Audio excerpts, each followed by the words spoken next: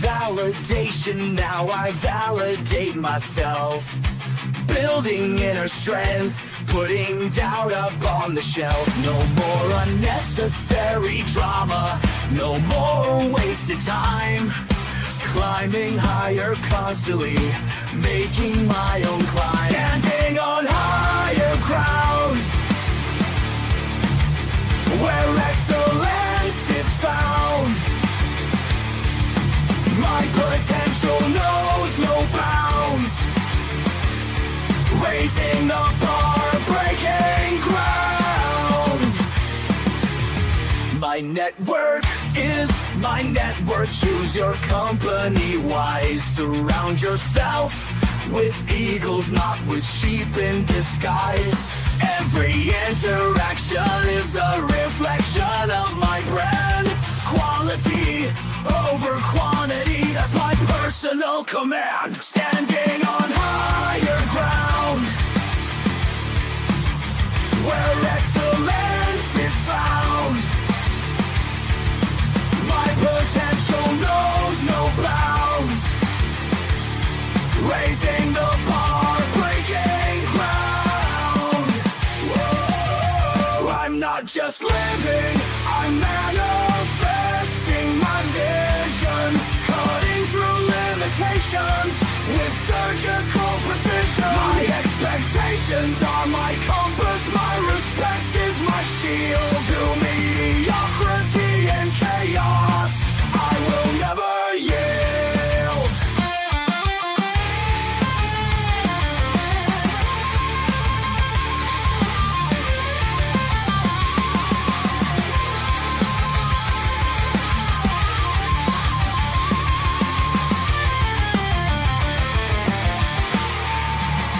I'm not just living, I'm manifesting my vision. Cutting through limitations with surgical precision. My expectations are my compass, my respect is my shield. To mediocrity and chaos, I will never yield.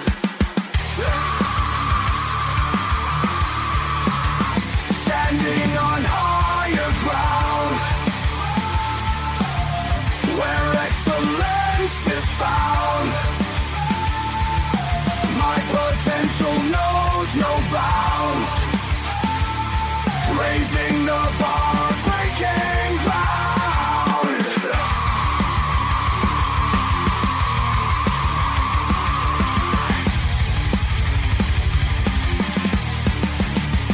I'm not just living, I'm manifesting my vision.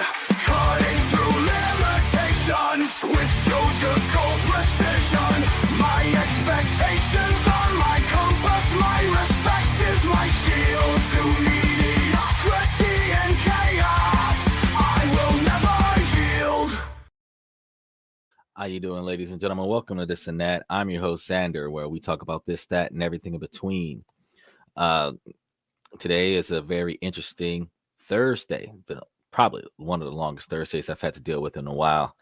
I got to tell you, we've been all over the place out here. We dealing with the changes in the weather. We're dealing with the improvements with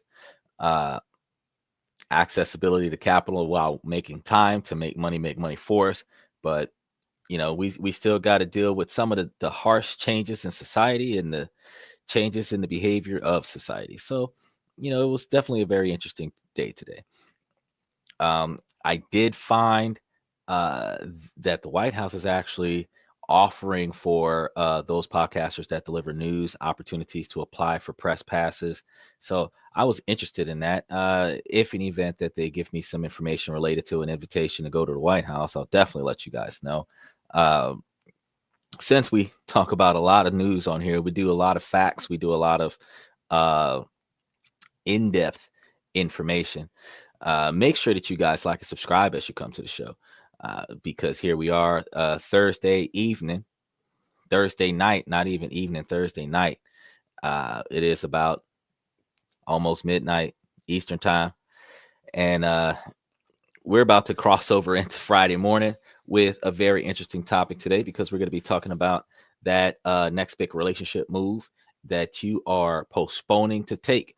So, as we end it with Higher Ground as our podcast theme song that you guys can find in the description. We have it playing again after the show wraps up. You can enjoy that. It's a pretty motivational song. I actually really enjoy the lyrics from it. Special shout out to alanito.music from Switzerland for making us that track. They actually made us a whole album that you can click the links in the description and you can listen to the song for free on YouTube, or you can purchase it for download using Amazon Prime, amongst other places. You could probably find it everywhere that music is offered. But it's actually a pretty good song. Most of them that they made, I actually would co-sign on all of them. Notice that today you guys have the opportunity, as always, to click those links that you see in the description. You can approve the mic, approve the camera, come up onto the show and say what you got to say about the show in real time.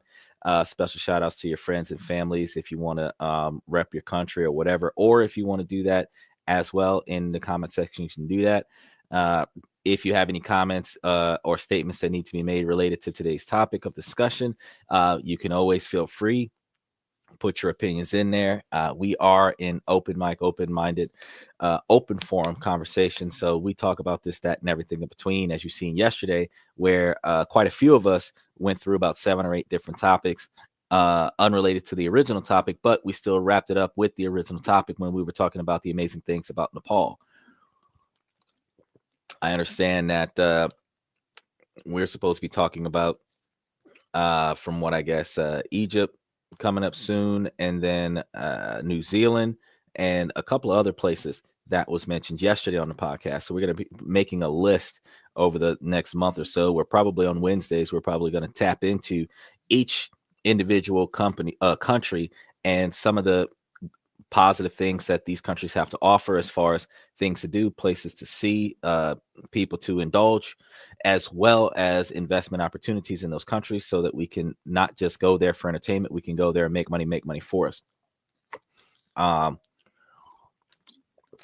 Let me go ahead and get started getting us into tonight's topic, because tonight's topic is going to be pretty thick, but pretty thin in comparison to yesterday, because yesterday we were looking at 74 pages of information, because I do research before every single show. I don't just sit back and just fill content time slots or anything to that effect. I literally have to do a little bit of digging, a lot of times, depending on the topic and the depth of the topic, before I come to the show and start talking about it, because I want to make sure that the information is sound. And likewise, if I can make it make sense or come to a better understanding of the topic of discussion, then, once we're all on the same level of understanding, we don't have to agree with one another, but we understand that each person has their opinions wherever their opinions may lie. So dive with me into the world of relationships. Okay. Now, we're going to be dealing with some of the challenges that a lot of us are going through when it comes down to that next big move, the one that's just around the corner, because we've got a lot of pressure on our plates here in 2025 for a lot of reasons. There's things that we want in life versus things that we need, and we also have to remember to accept the things that we already have, count our blessings along the way, as opposed to presuming that we have an unwritten self entitlement of more based off of what we've already done. That's not the case. Typically, your ability to do more is the reason why you are doing more, and that is a blessing in and of itself sometimes, and not a lot of us understand that. So what is the next big relationship move, and why does it matter in today's dating landscape? The truth is, we're all looking for that special someone, that spark that ignites a passion within us, and that sense of belonging that makes us feel whole. And yet so many of us find ourselves stuck in a rut, wondering what's the next move and how to get there. We've all been there, feeling like we're just going through the motions, stuck in a relationship that's lost its spark, or, that feeling when you're just exciting together rather than truly living and growing together. So you go from not just being excited to be together, but you go from like dwindling into, you ever been in that moment where you guys are just existing? That's where we're at right now. When you're just existing. You're not really doing anything. Like you guys are just, you go to work, you come back, you hang out. Sometimes you don't even hang out. You go to work, you come back, you're in the same house together. One person's in one room, the other person's in the other room, and then at some point you both end up in the same bed. Sometimes you got some relationships where y'all are in separate rooms, fall asleep in a different room, and you're not even fighting. It's just that's how your engagements with each other have become. Or maybe you're struggling with communication issues, constantly feeling like you're not being heard or understood. Perhaps you're feeling like you're not good enough or that your partner is no longer meeting your needs. These are just a few examples of the common challenges people are facing in their relationships, and it's easy to get bogged down and lose sight of what's truly important. But here's the thing: relationships are a journey, not a destination. And if we're not constantly working on ourselves and our relationships, we risk stagnation and boredom. Our relationships need to be nurtured, fed, and cared for if we want them to thrive. And that's exactly what we're going to talk about today. So, how to make the next big relationship move and what it takes to get there. Maybe you feel like you're not compatible with your partner anymore, or that you've grown apart. That's not necessarily true. Whatever the reason, it's time to examine your relationship more closely and ask yourself some tough questions. Are you truly happy? Are you settling for convenience and comfort? Because, ladies, we have had this talk plenty of times on this podcast that if you are not interested in the character of the person, but what the person does for you, the resources that you receive, the lifestyle that is being provided to you, you may find yourself in a relationship that you are not happy with that person, but you might actually be content with the lifestyle.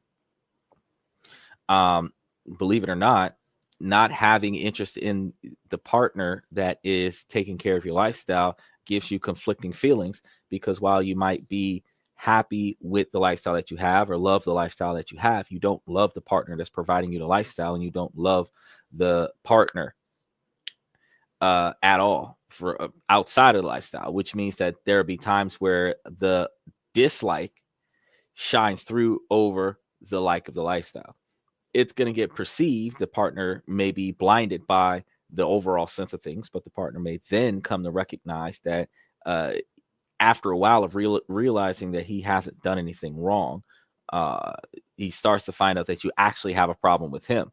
Not always. If you're that person where you recognize a change in behavior on a regular basis from your partner, especially if you're not giving your partner money or buying your partner gifts, that's the time when your partner's behavior starts becoming negative.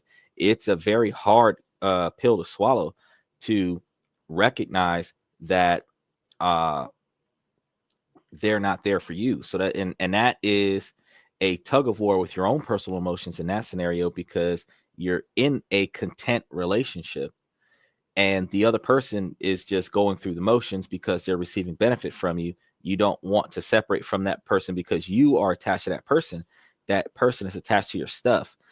And, at some point you're going to have to really rip the Band-Aid off and like really stand still with the provisions, the overabundance of provisions, because if you're not going to be in a peaceful relationship without really catering to unnecessary, unrealistic expectations with no reciprocation, then you're going to end up not being happy yourself, even though you guys never break up, or seemingly never break up, because the average relationship is a year and a half, a little under a year and a half, 1 year, 5 months, 6 days. It's not a lot of time. But for you to waste all of your resources on that is a tough pill to swallow as well. But are you guys willing to do that? Are you guys willing to do the work to make your relationship thrive? Or are you just going to go through the motions? Many individuals enter the dating world with overly high standards, often shaped by societal standards from social media and dating apps, which can create the perfection or nothing mindset and that's just not possible. It's not going to be perfect. Life is not perfect. The You might go to college thinking that you're going to be an honor student all the way through and get your first B, or for Christ's sake, get your first D or F. You might think that you're going to have perfect attendance and then get sick, and then all of a sudden your perfect attendance is shot out the window, but you're still an honor student. You might think that you're going to go to work and be the best person on the job all the time until that one person shows up and outdoes the work that you normally do best. You're never going to be able to expect life to be the way it is. You might be living in your apartment, pay your rent on time on a regular basis, and then all of a sudden you get a notice to vacate because the ownership changed over and the new owners are going to remodel the whole place, so they're putting everybody out. You didn't have to do anything wrong for that. It's just life changes. Things don't go according to plan. If you don't have provisions set aside for the more common, more well-known emergencies, you're not even going to have a fraction for the unexpected, unknown emergencies. And when it comes down to your interactions in your relationships and your interactions in your partnerships, you have to be able to find yourself a little bit of balance there where it's not perfect, but it is tolerable. And you're not being devalued or disrespected in the process. It's not, I know some people are going to say that's a form of settling, but it's not really a form of settling. My mom always said back in the day that if you found somebody that met 80% of your expectations and the other 20 you could deal with, just go for that. Which means to be successful in a relationship by that ideology is that they've got to be an 8 out of 10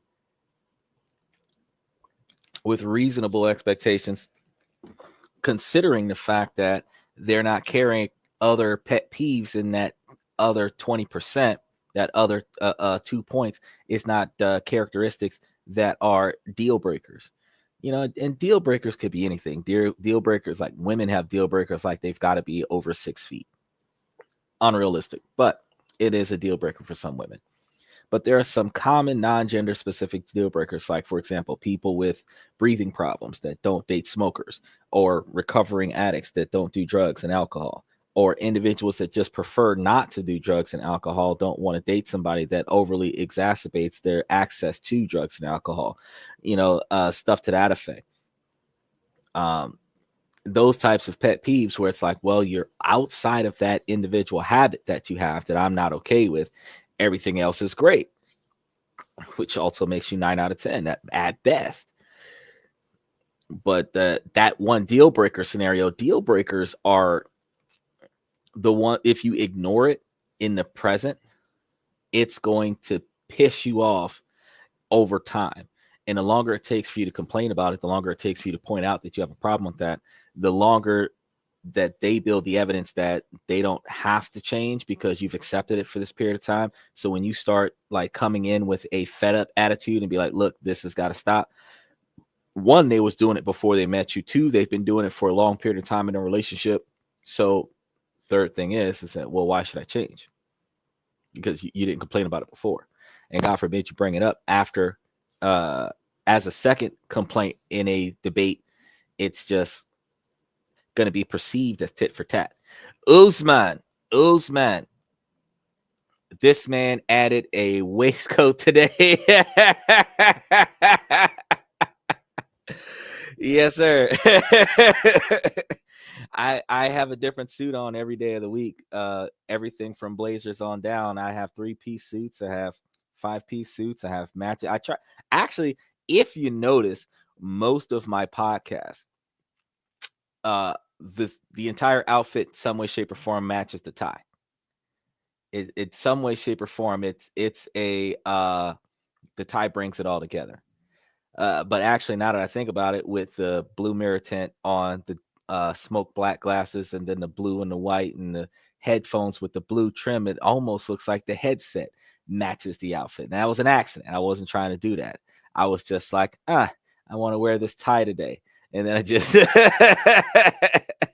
I just grabbed some colors that went with the tie, kind of thing. And it works out. It's snazzy. Most of the clothes that I have are neutral color. which gives me the ability to mix and match them however they want. So I think the only thing that makes an outfit that I wear stand out a lot more than normal is the tie that I attach to it. But yeah, good for you seeing that. Special shout out to Usman. He was here yesterday. We had a lot of stuff to talk about. We were here several hours. I had to cut it short today because we got one that's going to be coming in at like it's 2 a.m. Eastern time, but it's like 1 a.m. on Central time. So I got about 2 hours left in the show for tonight because I have one of my Asian contracts that I have to take care of. But I'm going to give you guys a couple hours of knowledge and information, and we're talking about social interactions and self-improvement and stuff. So as I told you, Monday, Tuesday, and Wednesday we talk about money, and Thursday, Friday, and Saturday we talk about improving ourselves and improving our decision-making process. And Sunday it's like anything goes on Sunday.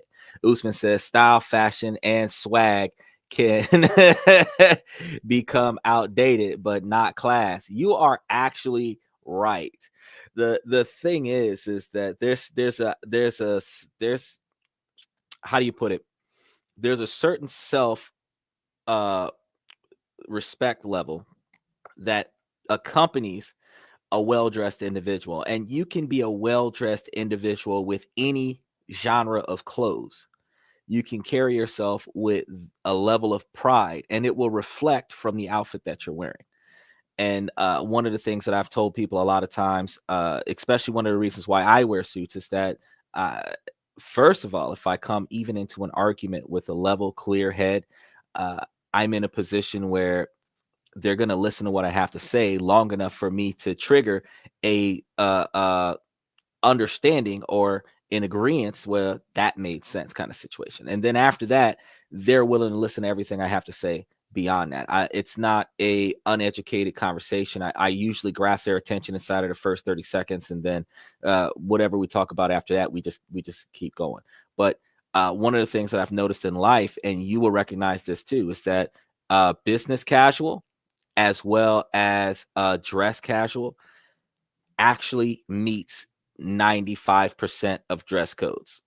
The only two dress codes that are more strict than just put on a suit is white only for white parties or black only for black tie parties. That's the only difference. Outside of that, it's just if you put on a suit, nobody's going to say, I'm sorry, that doesn't match the dress code. But if you're wearing like ripped up shirts and jeans with holes in them and sneakers on, yeah, there are certain places that will stop you at the door and say, I'm sorry, you can't wear that in here. Social classism. They're not going to stop you because of the color of your skin. They're going to stop you because of the clothes that you wear. Lower valued attire is going to have the prestige of the establishment stop you at the door. So me, I'm always dressed to the nines. I always bring the highest level of status to everything that I do. And then that also gives me a shoe in. But the thing I think that makes it better is the fact that I have a higher class mentality that is very rarely seen, especially in some of the areas I've been to, and they're not used to it. So I stand out like a sore thumb, and I enjoy that because I would prefer to be the weird one because I'm the only one that is making it make sense, as opposed to fitting in with a bunch of nonsense. I don't like to go with the flow. I like to put my own spin on things and do things a little bit different. Usman says, going to mark my calendar as spontaneous Sunday. Definitely. You know what? Yeah, Sundays are our members only Sundays. We have questions and comments from the fans. I typically take a lot of the questions and comments that I get out of the comment sections and I put them into audio files, and then I would just respond to them straight up on a show. It's a lot easier than trying to type up a response for each individual person, but it is a little bit tedious because I put effort into turning it into an audio file so that everybody can hear what was said and then respond to it, which does take a little bit of editing. But especially when they have bad grammar and poor spelling. But the fact is that you guys get to enjoy that and listen to it, and you definitely get a chance to come through with a higher understanding of the things that I talk about with people after the show, before the show, because my comment section is pretty thick in a lot of different areas, and some of it is appropriate for the show, and some of it not so much so. The ones that are appropriate for the show, I definitely bring them in. Special shout out to the real Bandakoy. Bandakeev. He says, you got a whole library. I've got a lot of stuff going on. I've got a lot of stuff going on. It is one of those things in life that I just try my best not to let it slack. So yeah, I got a lot of things going on. But today we were supposed to be talking about those big moves that we make in relationships. We know they have to be made, but we're not sure when to make them. One of the things that I've noticed is that people expect perfection from others while being unwilling to compromise or acknowledge their own flaws. This is a situation that it's not just women that do this. It's just that we can point it out in women because they do it more often. There are flaws that both of us have that we just understand that we make that mistake. And it's not necessarily considered a mistake when you deliberately allow yourself to do it repetitively. So we have to understand that if we're going to have certain expectations, we have to hold ourselves to a higher level of standards, because you can't expect perfection from someone else when you're not striving to be the best you can be as well. It's never good to be hypocritical about your expectations or arbitrary about your expectations, because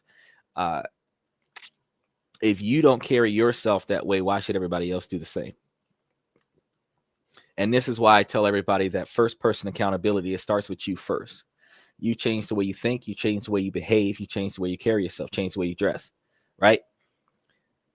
You build your image, you run with that. That's going to be your legacy right there. You're going to start there. And as that legacy is projected onto the people around you, the people that you accept into your network are people that are going to do it similar to the way you do it. It doesn't have to be exactly the way you do it, but similar. So I might not have people that wear a suit. I might be the only person in my group that's in a suit, but everyone else is not wearing tattered clothes and, out there looking like they're begging for money kind of thing. They'll put on something decent, maybe a t-shirt or a polo and some slacks, and, try to match the vibe. And then they'll come to find out the clothes are cheaper. They last longer. Stain resistant, Scotch Guard, and they'd be like, damn, I should have done this a long time ago. You find it sharp. Like, for example, Usman, you seen those Pinky brothers, the guys that are on TikTok walking around in the suits, where everybody has to take a second look. So they do like a video of following the guy through a crowd, and he kind of does his slow stroll through the crowd, and they record the reactions of people that's looking at him as he walks through the crowd. I gotta tell you, yeah, that reaction is live. And one of the things when I came across those guys with the Pinky Brothers podcast or TikTok channel, where they just walk through malls and crowded places, and it's like 3 to 5 of them. So that's kind of what gets everybody's attention, because you have 3 to 5 people in like 1920s suit attire, business suit attire. And it makes everybody think about mobsters, because we only see it in the mobster movies. But these guys are sharp, creased clothes and everything to the nines, basically. And the fact is that like nobody's used to seeing that, so they have to double take when the people pass by. They have to double take, and then they capture that and get 100,000 views because everybody's taking a double take because 5 men are walking through a mall in suits. That's all it is. But I actually have more respect for that than crawling across the ground in a 3-piece suit to get 100,000 views. That's just my observation. Because there's that other guy that like kind of like looks like he's having a seizure across the street, and he's got a lot of rhythm to pull that beat off, but that's messing up a lot of clothes. It's Malik BTW. Special shout out to Malik. Yo, what's up, brother? I didn't know if you remember me, but I have about 200,000 in stock last time, and now I have over 560,630. You were talking to me about making that trade in Bitcoin, no, in cryptocurrency. Could you give me some advice on stocks and crypto? Well, there's a lot of changes that's happening in stocks and crypto.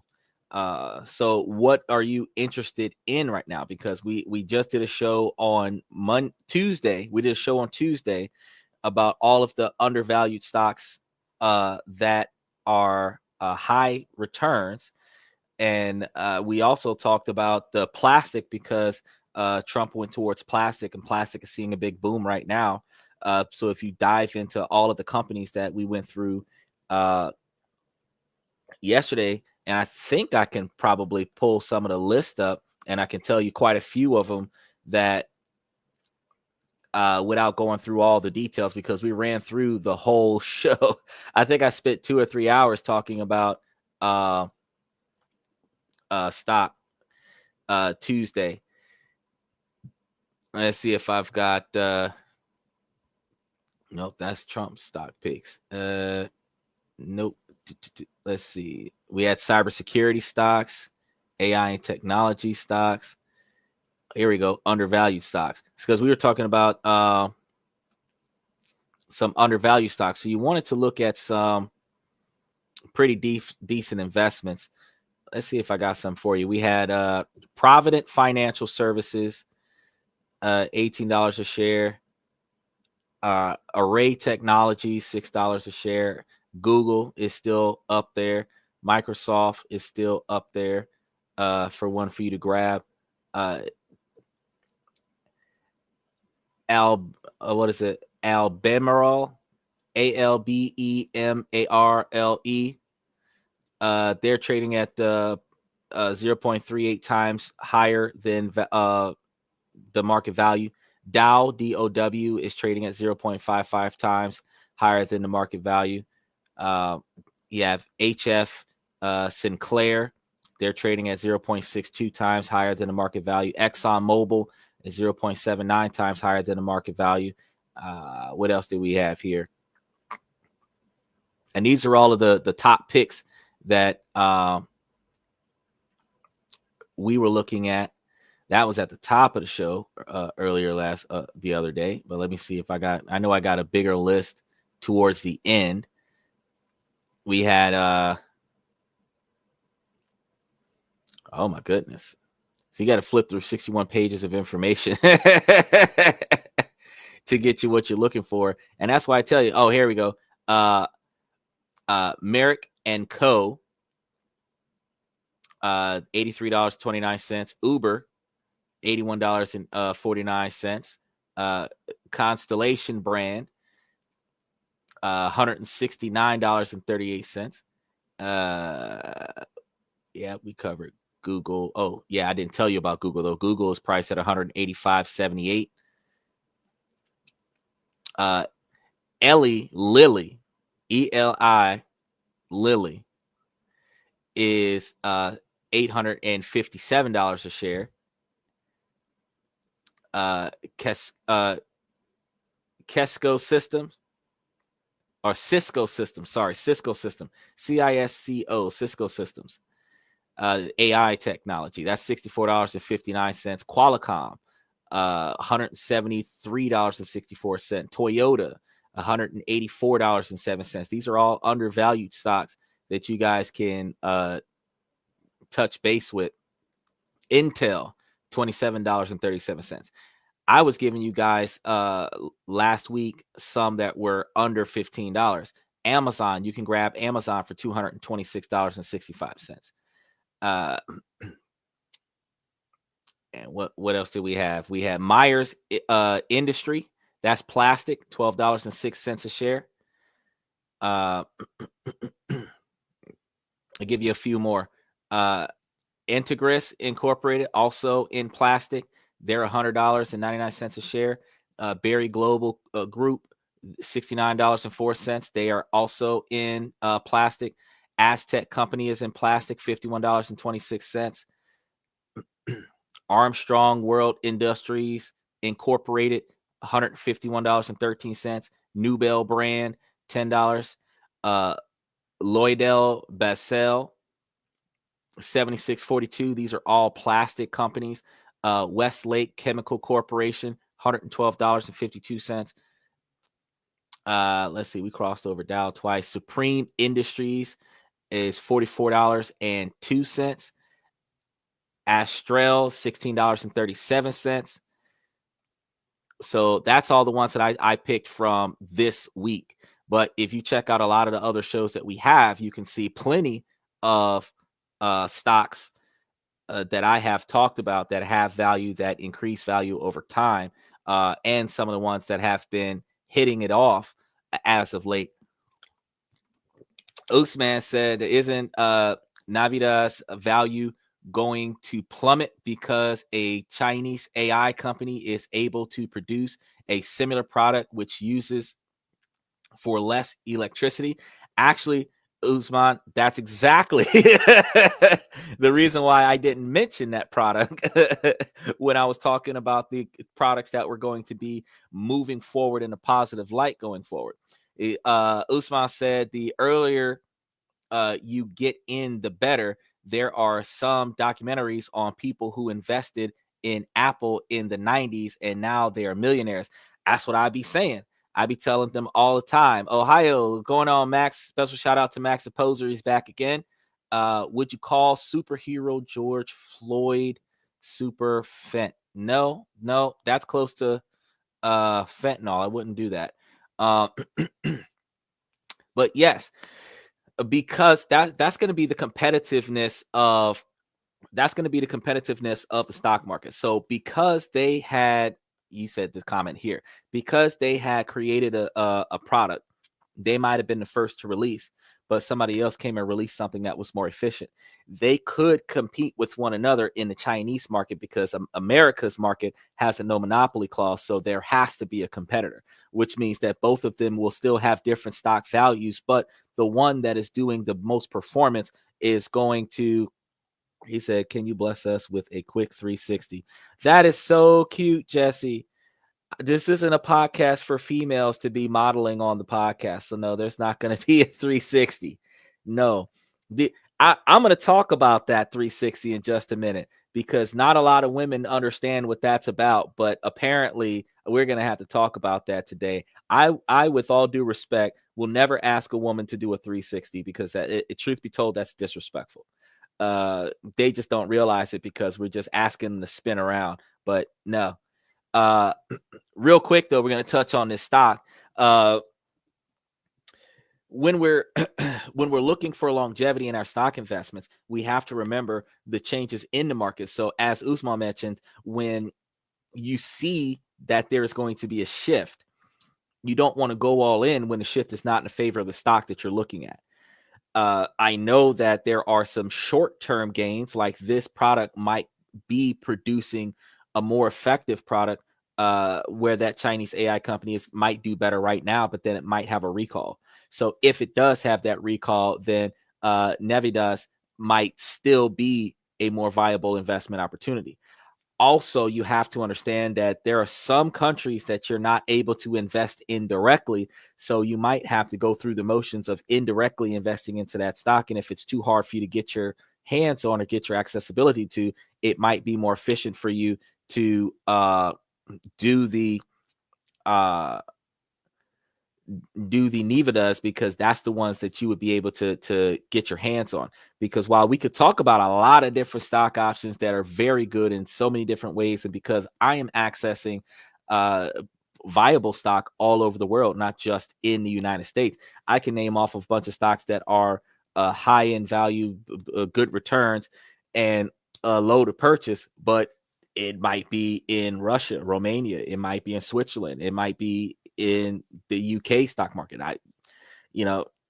I'm not just giving you American investment opportunities. I've already done several shows about investing abroad. So you just got to really pay attention to like Usman is very knowledgeable about what he's doing, and he could tell you that you got to do a little bit more research. You can't just buy into a stock just because it has a high price right now, and you can't just buy into a stock just because it has a low price. You got to look at everything else around it. That's why I spend so much time on my show talking a lot about a specific uniform topic, because once I've gone through it, you can't say you didn't know, because if you came into that show like 20 minutes into that show, you know what it's about.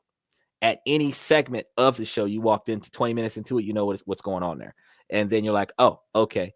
So again, if you want to go back and check that, some of those other shows, it was this week Tuesday, and I think last week Tuesday, because last week Tuesday, I believe we talked about either last week Tuesday or Wednesday, we talked about cybersecurity. So you want to take a look at that one as well, because there's quite a few cyber companies that you can take a look at. Now, onward to Mr. Can I See a 360? He says, LOL, I'm only asking dudes to do a 360 to mess around. You cool, dude. I don't take offense to you asking me to. Don't worry about it. Do not feel bad about coming to the podcast and starting off your introduction with a funny. In fact, special shout out to Jesse Smith for first time on the show. It's okay that you're asking a dude to do a 360. But I just want to point out, Jesse, this is actually a true thing. And since we're on this podcast about self-improvement and accountability, you know, when you asked me that, I thought about what that does when us as men, we ask women to do that. And I would have to say that that is a disrespectful thing to ask another woman or another person to do a 360. And I was going to get into why. I'm not offended by you asking me that. I could care less on this podcast. You have the freedom to speak. I'm not going to stop you from saying what you're going to say on the podcast. But I did want to say that that is a concern for me. Before I get into that, Smith says, have you looked into pump and dump crypto schemes? I think Argentina president fell into a crypto trap and screwed some people over. I hope it was a mistake. Javier Milei is a libertarian, and I like him. Well, I haven't dived that far into crypto yet. I have followed Bitcoin and some of the other coins that dominantly trade with Bitcoin because I'm looking for the most value, and Bitcoin is the most valuable coin in crypto right now. But if you're looking for underrated crypto that can turn revenue, if you are a fanatic about cryptocurrency, then by all means, we got to do a lot more research. I also can tell you that since the government is about to dive into cryptocurrencies and billionaires are about to shift some of their companies into cryptocurrencies, it's a good idea to pay attention to any stocks that billionaires are interested in, because if a billionaire is interested in it, it's going to be a good thing. That it is what it is.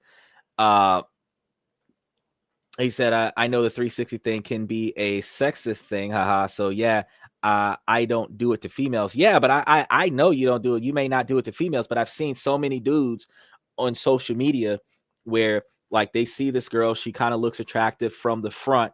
So they'll ask the girl if she can do a 360, and she'll turn around for them. She'll spin around for them. And really all they're doing is like checking out your features in the most inappropriate way. And I think that understanding that if they're not attracted to you while they're looking you in your eyes, if they have to look at the back of your head, or if they're checking out your rear end or something to that effect, that ladies, you should be valuing yourself more than that, since you claim that you're a 10.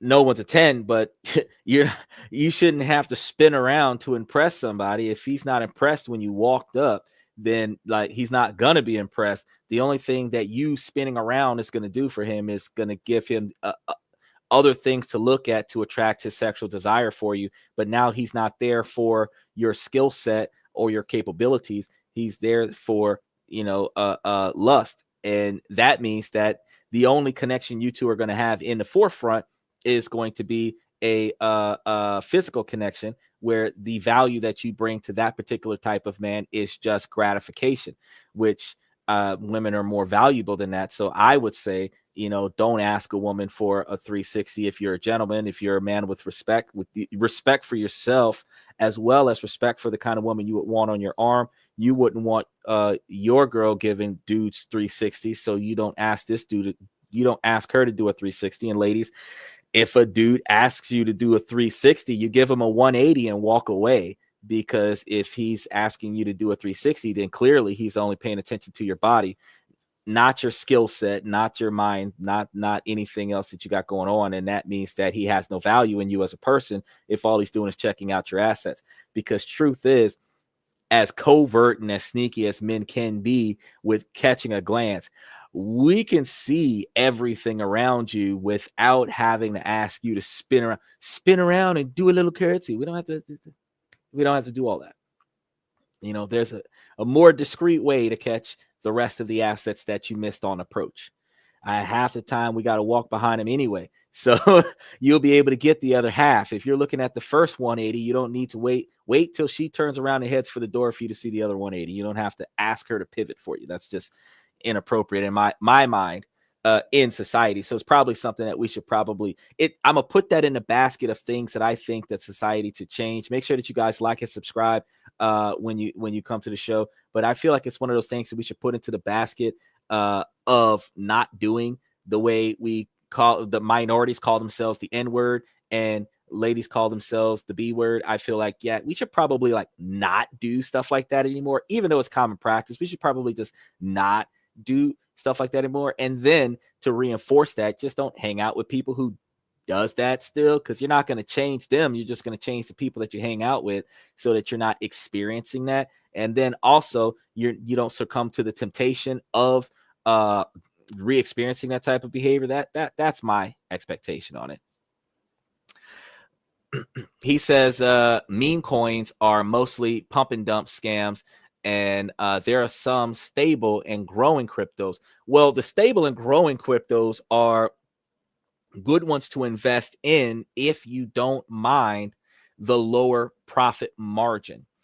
And that's going to be the difference when we're talking about on the show, because today we're supposed to be talking about making those big relationship moves. But since you came and talked to me about stocks today, we do talk about this, that, and everything in between. So with our 20 minutes left on the show, because I do have another appointment I have to do right after the show, I can definitely entertain you for a few minutes on this stock thing. But we have a lot of discussions about money on Monday, Tuesdays, and Wednesdays as well. So feel free to come back and see us again when we got a whole topic about money and the Trump administration and how they're impacting money. So make sure that you put that into your calendar.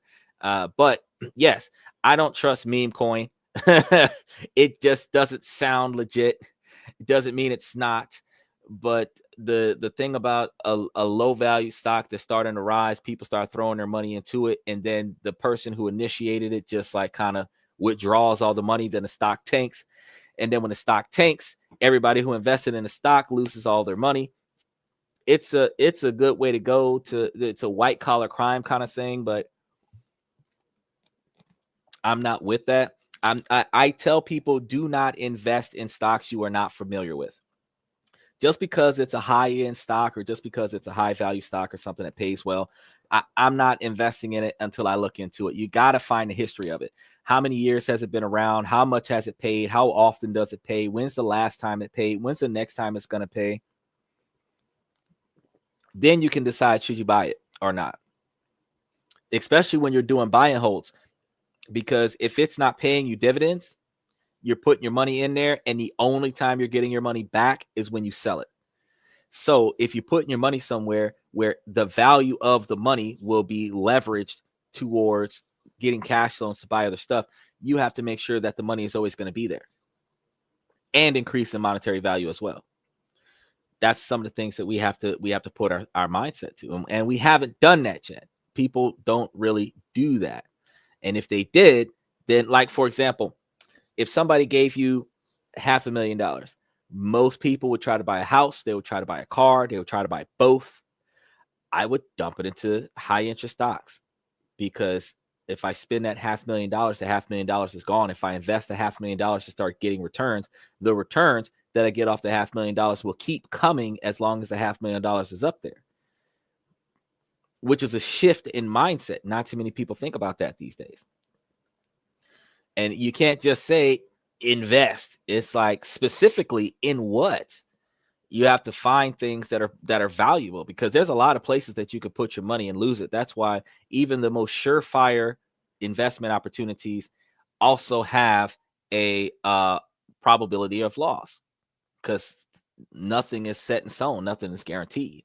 Jesse says, if someone asks you for a 360, give them a 180. I don't know if someone else has said that, but you need to be quoted on that, brother. Well, that's it's true. If they ask you for a 360, you give them a 180 and you walk away. You don't entertain that. You just be like, nope, I'm not doing it, because you got to hold yourself. I should take that and put it on a shirt. Tag that on some of our this and that merchandise.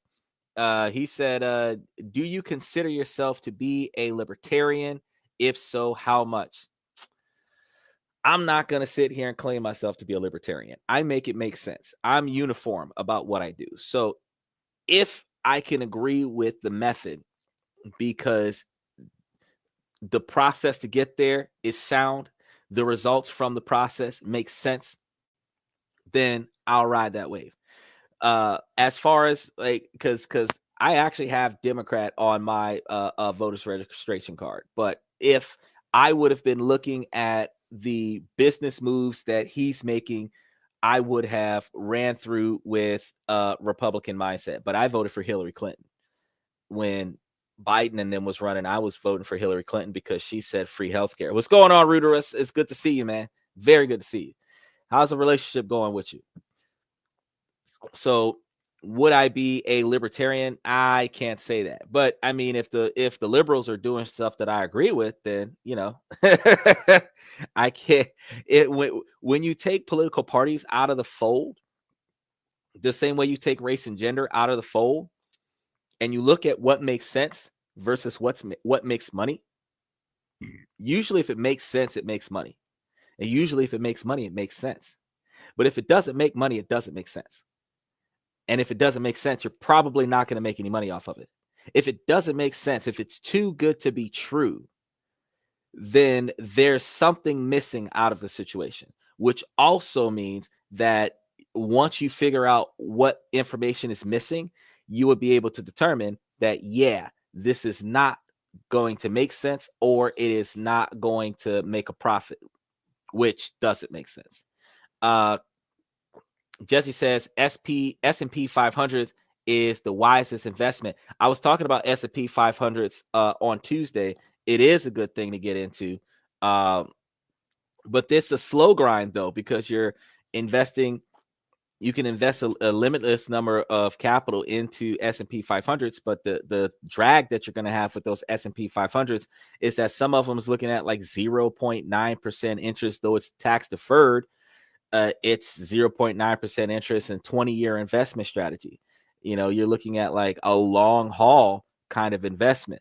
You got slow grind gains, but it is guaranteed versus the high risk that we're doing everywhere else. Reader says, what's up, bro? I'm just busy with exams. Can I give a visit regular? To be honest now, hey, it's fine. I know that you got stuff to do, especially since you and your sweetheart's been going out lately. It is okay. I had tried sending you a game request on chess.com. I'm just waiting on you to send me back a reply. I'll get a notification. I set up a 3-day game. That way, you got 3 days to make a move. Probably going to smoke me on it, but, you know, I'm going to give you a run for your money. But it's good to see that you pop back in, because I was like, man, Ruderus, he's been missing since last week Sunday. But I also know that we've got finals coming up. You guys got to get your studying in. I've got actually all of my students I got to see tomorrow are going to be going over questions that they failed in their exams. I've got some that I've got to deal with tonight after the podcast that I have to provide them with more notes for their study guides so that they can be better prepared for their upcoming exams as well. So I'm gonna be going through a lot of things with a lot of my students to make sure that they catch up with their understandings of things, because sometimes there's some math that is just foreign. It's a mystery. It's stressful. And then other times it's smooth sailing. I'm not the master of anything. I am a jack of all trades, but I know enough about enough to get me through life. And while I know enough, I actually will never dismiss anybody else's knowledge because I don't know anything. I don't know everything. I know enough for me to succeed, which means that if somebody else knows something that I don't know, I can learn something from them. And if I wasn't aware of it, even if they're doing it wrong, I can learn from them the fact that something else exists that I might need or benefit from. And then I can do my research based off of what I heard. So I don't necessarily have to take their word for it, but I could use their word like a Wikipedia post and do research from the Wikipedia post. And then that will give me the ability to get in-depth information on it. And then I'll be able to have a better understanding of what really was supposed to go on when it comes to that particular topic. But it's good to see you, Ruderus. It's good to see you up in here. Definitely get your study on. Make sure that you get your A's and B's and B's and C's and stuff to that effect, because I want to see you successful going forward. And then whenever you have time, you can jump in, because, you know, we're here 7 nights a week. So if you manage to tiptoe in here on the weekend, then by all means, tiptoe over here on the weekend. Let's see if we can step back into our main topic, which was making that big move, because we got big moves in the relationships. He says, Jesse, my username is Grandmaster 23911. So you see that, right? You see that, right? I said chess.com. Jesse said my my username is Grandmaster 23911. Now Ruderus has I think it's Ruderus123. Apparently ours is this and that, so you can find us. Should be this underscore and dash that, probably, if it's in there correctly, because we had changed the tag name to reflect the show, because we were playing chess with the fans on the show when Mr. Pibbs was here, because Mr. Pibbs likes to do things like that. I like to educate you guys. He likes to play games. So I will take a look at that, and I'll be able to see. Matter of fact, if I can grab a invite, I'm gonna send you one right now while we're live on the show. You guys make sure. Well, we got to get a friends list going on here, because what happens is that they want you to play with friends and this and that. Oh, actually, it is TH1S and THAT. So I'm going to put it up there for you guys. We're going to get you guys a profile share where you guys will be able to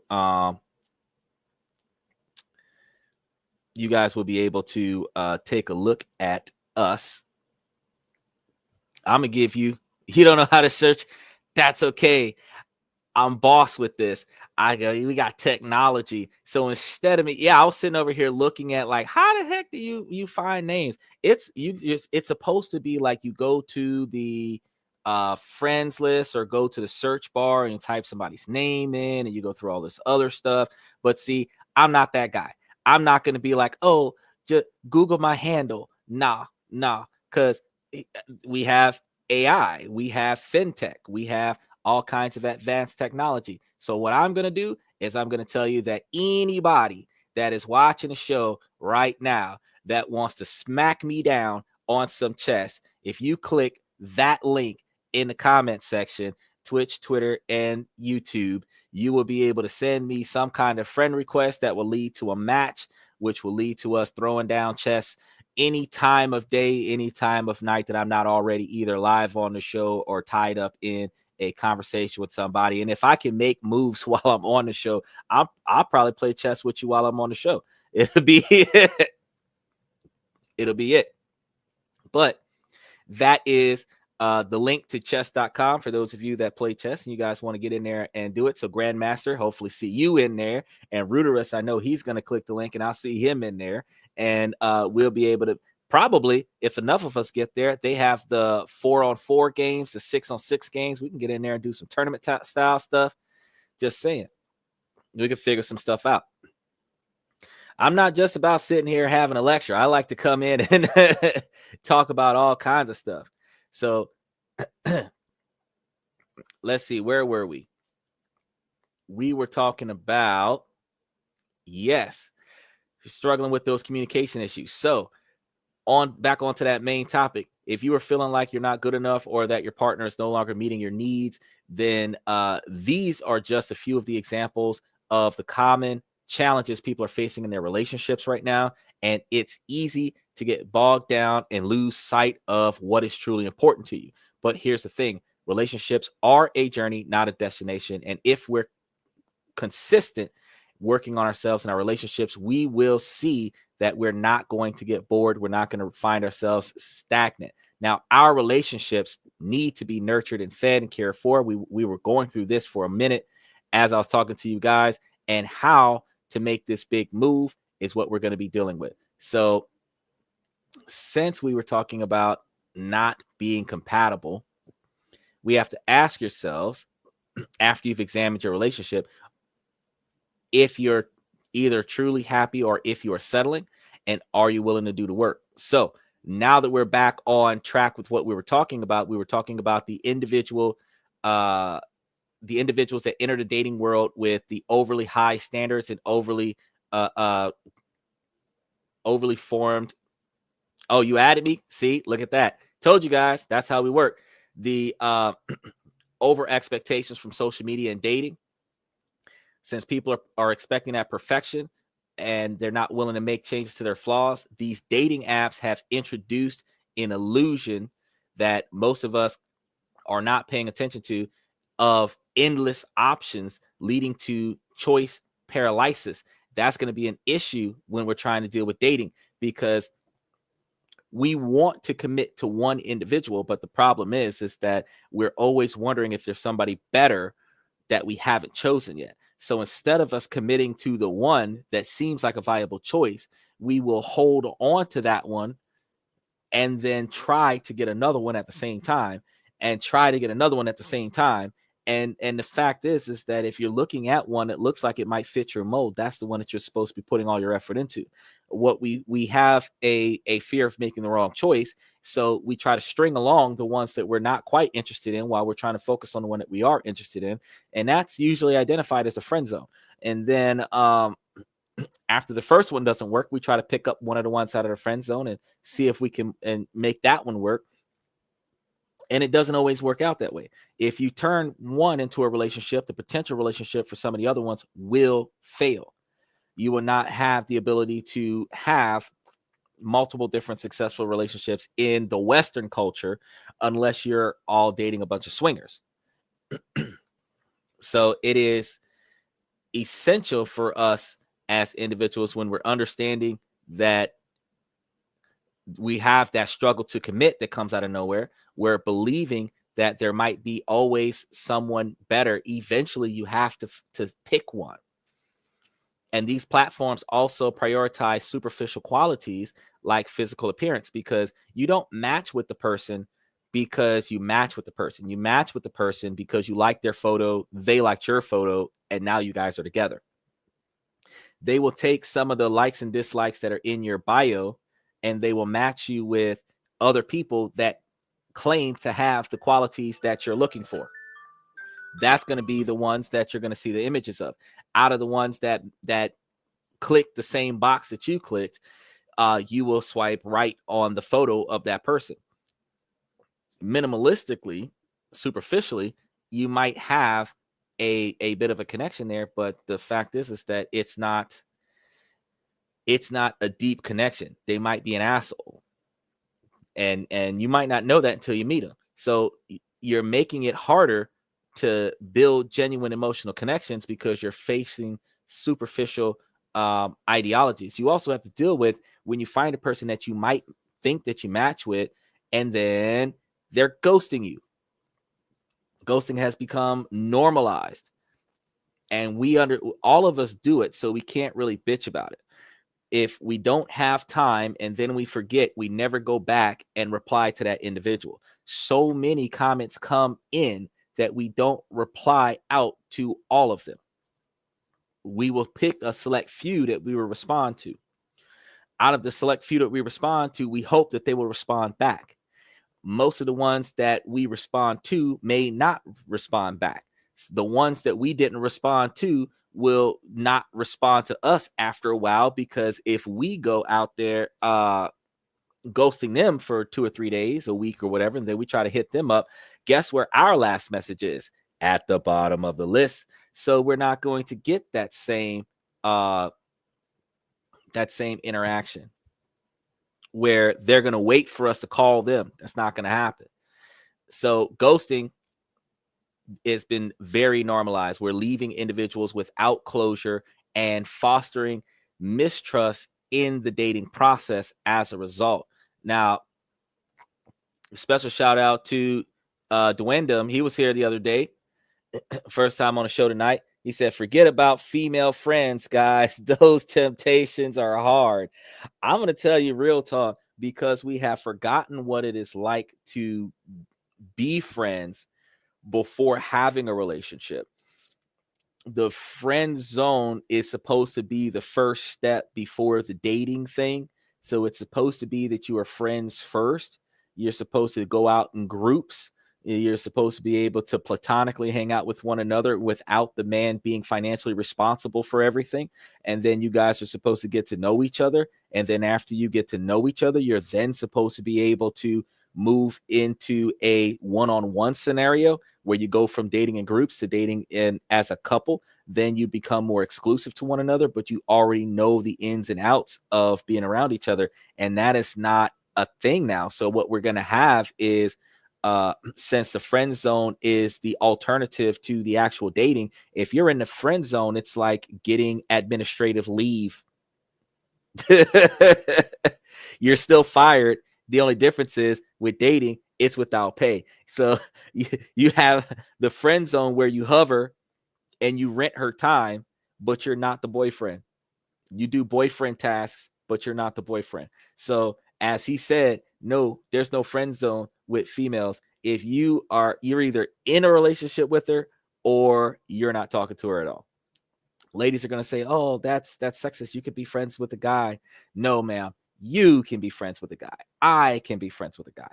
But guys cannot instinctively be friends with females, because guys are only going to interact with women that they are sexually attracted to. So he either lusts for you in the friend zone, or he has feelings for you in the friend zone. And if he has feelings for you in the friend zone, then you ignoring his feelings is going to destroy his emotional state. Regardless of whether or not he hides it or not, you will still be destroying his emotional state. If he's lusting for you, then he's waiting for the opportunity, like a hyena on Lion King, so that he can jump on Mufasa and rip that shit up. You, on the other hand, thinking, oh, I've got this nice guy on the back burner. No, either he's obsessed over you because he really wants to have a life with you and make you the mother of all of his children, or he's obsessed over you because he wants to try everything that he's seen on Hub. He wants to try that with you. Either situation, there's an agenda there. He's not your male best friend because he's a good guy. He's your male best friend because he couldn't act on his agenda.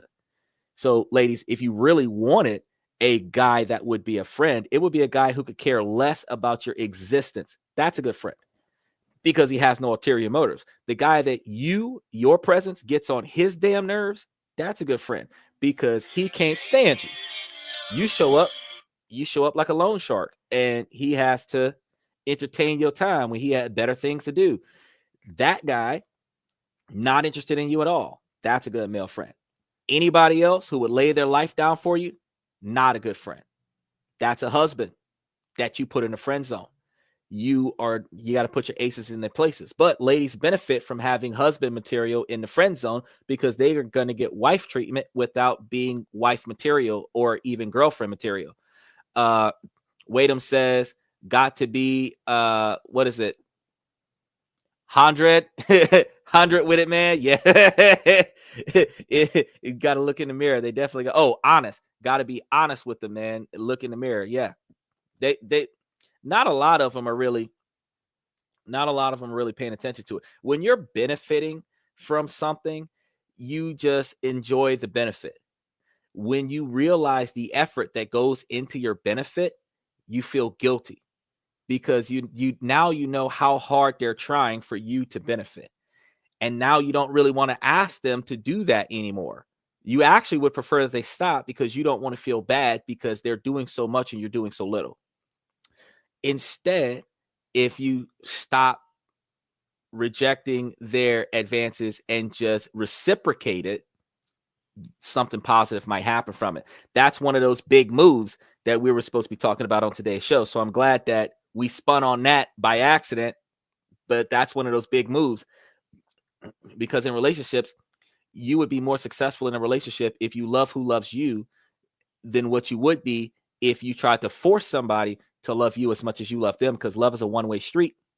You can love somebody else and they cannot acknowledge your existence.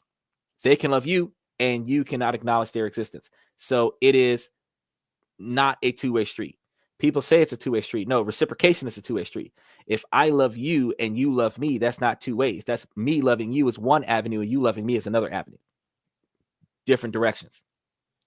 And how I express it is different than how you receive it. So that's also still different avenues, because most of the time people express love the way they receive it. So if you look at how your girlfriend treats you, that's how she receives love, which means that you would have to behave that way when you're trying to express love to her. Same thing, ladies. The way that men express love, that's how they receive love. So if they express love by buying you stuff, by sacrificing their time for you, by physical contact, then that's how they receive it, which means that if you want to mesh on his level a little bit more, you might not have a lot of money to buy him some things. But if you see something that you know that he wished that he could get, but he can't get it for himself because he's always sacrificing his finances for something else for the relationship, you make sure that you take your extra money, go get that for him. That would mean more to him than him getting it himself. Changing your schedule for him and stuff to that effect, that will make him feel more validated and more valued. Usman said, how is it possible to find companies to invest in which are not interest-based debt? That's a good question. I'm going to have to do some research on that one. That is a good question. So a lot of the companies are interest-based debt. And reason being is because you're looking at it. You started up the company by drawing debt, right? You had a bunch of investors invest in the debt. You are going to pay them interest while you hold their money to operate the debt. That's where the stock market comes from. So most companies are interest-based debt. Now, there are some that would not be interest-based debt, but you're going to be looking at some that they're not investing in growth. You're going to be looking at some of those undervalued ones where their P&E is going to be low, where they don't need to expand. They're just taking money from the society because society's giving it to them. So they're just quick to pay out dividends. But I can definitely do some research on that, and I can definitely let you know, because I am not going to give you wrong information. So since you asked me that question, I'm going to go find out the correct answer for that. Exactly how do we tell the difference between a company that is interest-based versus a company that is not interest-based? And as soon as I touch base on that answer, I'm going to be giving you that response, probably tomorrow, more likely, or the tomorrow's show. I'll probably be having that answer, because right after tonight's show, I will be doing a few things. And then after that, I'm going to be setting up for tomorrow's show. And while I'm setting up for tomorrow's show, how do I answer that question will be in the lineup of things that I'm going to be dealing with. And matter of fact, I'm going to make a note to myself to answer this question. You know, I have a list of topics on this podcast in my cell phone. I have a note in there for 3,000 plus different YouTube based topics, which is crazy. It is crazy because if it's worth it, I'm gonna talk about it. So throughout my day, if I hear something and I'm like, oh, that's interesting, I might take a note on it, not deal with it right then. But then when I'm bored and I'm, looking at YouTube or Netflix or watching some TikTok videos or something, that's the moment where I'm picture in picture with my cell phone. And while I've got whatever I was looking at on the main screen, I've got a sub screen where I'm doing research and I'm looking into stuff. I'm like, what is this? What is that? I can't finish a movie on Netflix without looking up 7 things. I'm telling you, it's a 1-hour movie. I done looked up 7 things while I was watching that movie. I have got to know the answer to those questions. So I'm gonna put this up here. How do we find? Oh no, that's down payments. We're not doing down payments. How do we find non-interest? Do you want non-debt based or just non-interest based? I'm gonna do non-interest because you asked it that way. I'm gonna do non-interest based debt. Non-interest based debt companies.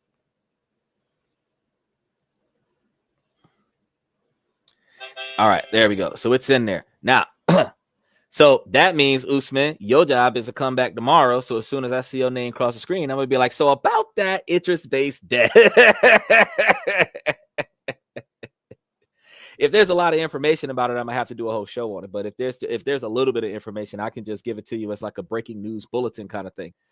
But I have time because I do believe it is scheduled for tomorrow for us to talk about the dad's topic, but I wanted to talk about that on Saturday. So I'm probably going to change that one from Friday to Saturday and then put another show on Friday. So you might be surprised. I might talk about that depending on what's going on, because I also try to follow the trends of what's going on in business and politics because it affects our ability to invest.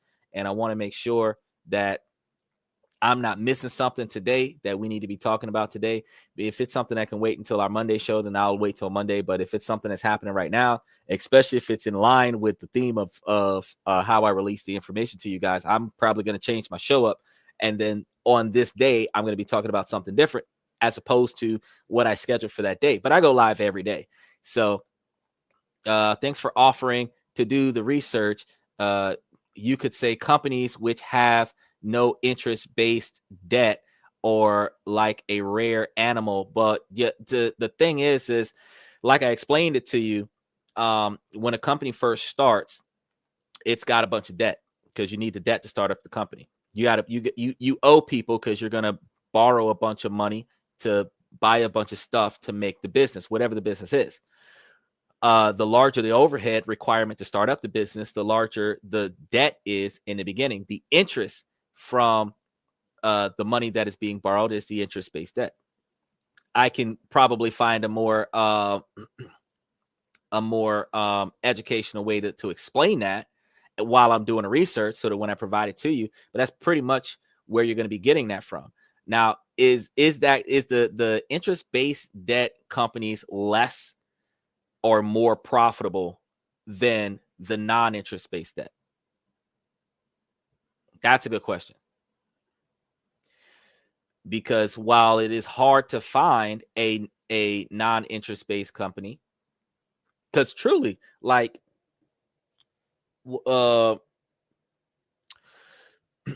audiobooks, the maintenance of the platform is probably the largest quantity of Kindles.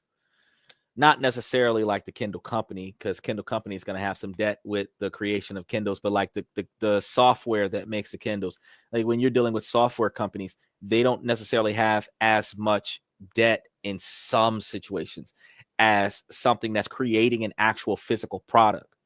Because when you're creating digital stuff, it is, unless you're doing a server, it is minimalistic with storage. It's minimalistic with its creation, so it doesn't really have as much overhead requirement. But when you're dealing with software and hardware, with programming and coding and trial and error. There's actually a lot of debt involved with that because they got to borrow a shit ton of money to pay a shit ton of people to get in there and flip the money or flip the codes until the codes work the way they want it to work.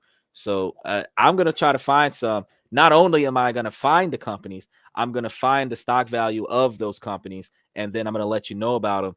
And if those companies are doing good right now, the ones that I find, if they're doing good right now, and if they have an accessible investment strategy or platform for us to tap into, we're going to talk about that too, because I mean, why not? We talked about everything else on this podcast that's related to making money. We might as well talk about that. He said, debt is fine, but interest-based debt is the issue. I'm in England and the national debt just went higher than the country's GDP. So you're looking for a company that does not have a lot of debt to invest in, or are you just trying to find companies that don't continue to increase their debt platform? The thing is with billionaires is that they continue to increase their debt because they offset the quantity of money that they owe from borrowing. They offset that from the amount of money that they make in profits. Billionaires have more debt than poor people because they take loans out, and so their debt is not the stuff that they bought. Their debt is the loan that they borrowed from whatever hard money lender that was willing to lend them cash. And then as long as they owe that person and pay money with interest to that company, that is the cost of doing business, because the money that they're getting from whatever they bought is making them more profit than the money that they borrowed. Like, for example, if you buy a house for $500,000 and you're paying 7% interest on it, that's high as fuck. That's a lot of money. But if you got some money from a stock and then you not got some money from a stock, you leveraged the stock to get a cash loan, you use the cash loan to buy the house. Now the house is paid for with the cash loan. You could sell some stock to pay off the cash loan and then mortgage the house for a percentage of the value of the house, take the mortgage money and put it into a stock option where they are charging you 7%, but the stock option is paying you 18%. It's the cost of doing business. But now the stock option is being paid for. The mortgage is being paid for by the stock option, especially if you put it into a trust. So now the profits that you're making from the stock is offset by the money that you're getting from the mortgage, or the money that you're paying into the mortgage. So that's a huge difference. So think about this. If you bought a $500,000 cash up front house, then you mortgage that $500,000 cash up front house and take the cash money off of the mortgage and put it into the stock option, then you're making a shit ton of money off of that $350,000, where $100,000 would be giving you $20,000 of profit. That basically means that you're going to be making $65,000 or $70,000 around about that on an annual basis, even though they've got you paying like $25,000 or $30,000 a year on that mortgage. You would be getting back twice as much, which means it's the cost of doing business. That's kind of how the rich keep it up. You see, a company with debt is okay, but as long as that debt is repaid back in principal, so no interest at all. For example, no companies which are in debt to a bank, because interest is obviously involved there. Right. That is true. You're looking at those people that are going to probably start the borrowing process from the bank sometimes if they don't have cash investors, because that's where a lot of companies get their money from, is cash investments. And those are going to be the ones, the only debt that they have technically outside of operation costs would be the money they owe to their shareholders. But if you're looking for companies that don't have like outstanding bank loans, unpaid, property mortgages and stuff to that effect, like I said, I can look into it. I'll look into it and I'll find it. And I'll go one step further. Since you're in England, special shout out to England. I'll go one step further and I'll see which countries they exist in, to see which market that has those companies that don't have interest-based debt, because the interest-based debt is the cost of doing business, and at least in America, most companies in America have interest-based debt. Most of them, because if I borrow money from a hard money lender, they're gonna put interest on that money. If I no matter where I get money from in America, there's gonna be some interest there. And usually we're going to get it from the bank, though. We're usually going to try to ask the bank first, and then we're going to try to find alternative means. But we typically try to go get it from the bank first. Now, if you know some rich people, you might be able to get it back with no interest. I think companies like that might exist in mainly Islamic-based markets. Saudi Arabia, UAE, Indonesia. We covered, at least I think we covered Indonesia once. We talked about something near Indonesia one time before. So I'll find it. If it exists, I'll find it. Y'all are gonna turn this into a research podcast. we were learning, and learning just turned into like the need for knowledge, and we're gonna like, yo, if you want to know something, go to this and that, they'll look it up for you. This podcast will take down all of your inquiries and then give it back to you the next day. Every live, he's going to be coming back with information from the last live, which makes it beneficial to come every day, because you'll be able to learn something from me on a day-to-day basis. So definitely, I took notes on that. So I'm going to make sure that I cover that for you, because I want to make sure that you get it, because I want to know.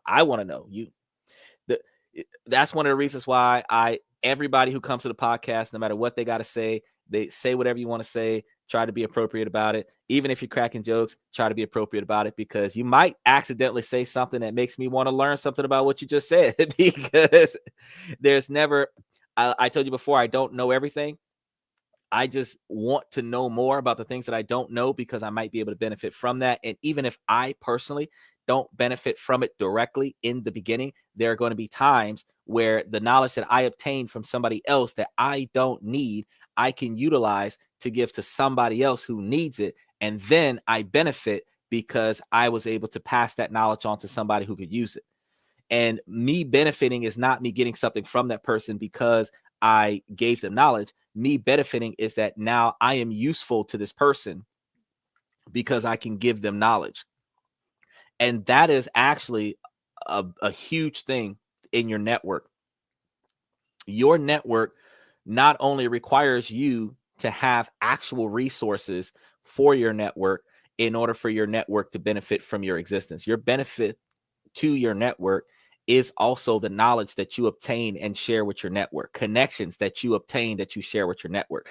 But you are not always supposed to be releasing or providing your tangible resources to your network. You want to make sure that you are receiving tangible from your network almost as much as you're distributing tangibles to your network. And the non-tangibles that you receive from your network, you want to be able to disperse that to your network as well. So it's always good to make sure that you connect with as many knowledgeable people as possible, because if nobody knows anything, nobody knows that we could go somewhere else and make money somewhere else. So it's always a heavy burden on us to be the best one in our group, but you never want to be the best one in your group. Yes, you want to strive for greatness, but you also want to find how many people inside of your reach that are better than you, so that you can add them to your group to make sure that you have the best in your squad.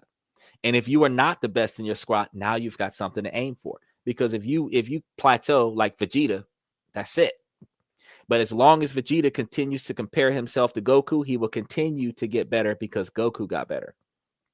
Goku was an asset to Vegeta because Vegeta would have never gotten stronger if he wasn't trying to catch up to Goku. Yes, I use the anime reference. Usman says, you're the connect on the stock market. I definitely put a lot of attention into trying to make money. So Mr. Satellite V2, special shout out to V2 Satellite, first time on the show. He said, "You're the connect on the stock market." Yeah, I don't know everything about everything, but I've been giving you guys a lot of information about all the stuff that's been changing in the stocks and the stuff that's been improving in the economy. And I've been talking about multiple countries of information. So I've been kind of putting some stuff up. One of the guys came up and asked me, anytime, man, anytime. One of the guys came up and asked me earlier, what were some good stocks for him to put his money on, because he had 100,000, he flipped it to he had almost 200,000. He flipped it to 500 something thousand, over 500,000. And then he was asking me where to put his money at now. And I was like, I just did a show on Tuesday that listed like 20 different undervalued stocks that you could put your money in. And a lot of them were the ones that I was given on the show, because we were talking about plastic from Monday, because somebody asked me on Monday what were the plastic stocks to invest in with Trump switching over to plastic. So Tuesday, I added a list of companies that are stocks for plastic that were not only undervalued, but also having a massive upswing, a positive a bullish swing right now. So diving into it is a good time, especially since over the next 6 months, you're going to start seeing a big bang with plastics, because Donald Trump just made it mandatory that all government agencies utilize plastic. So plastic straws for your coffee, you're going to have plastic everywhere. It's going to be crazy. So I put a lot of information into that already. And then the week before that, I was talking to you guys about cybersecurity. So I gave you a bunch of cybersecurity companies. So I didn't just talk about cybersecurity. I actually talked about the cybersecurity companies that have good investment platforms right now that you guys can get your spend on with those.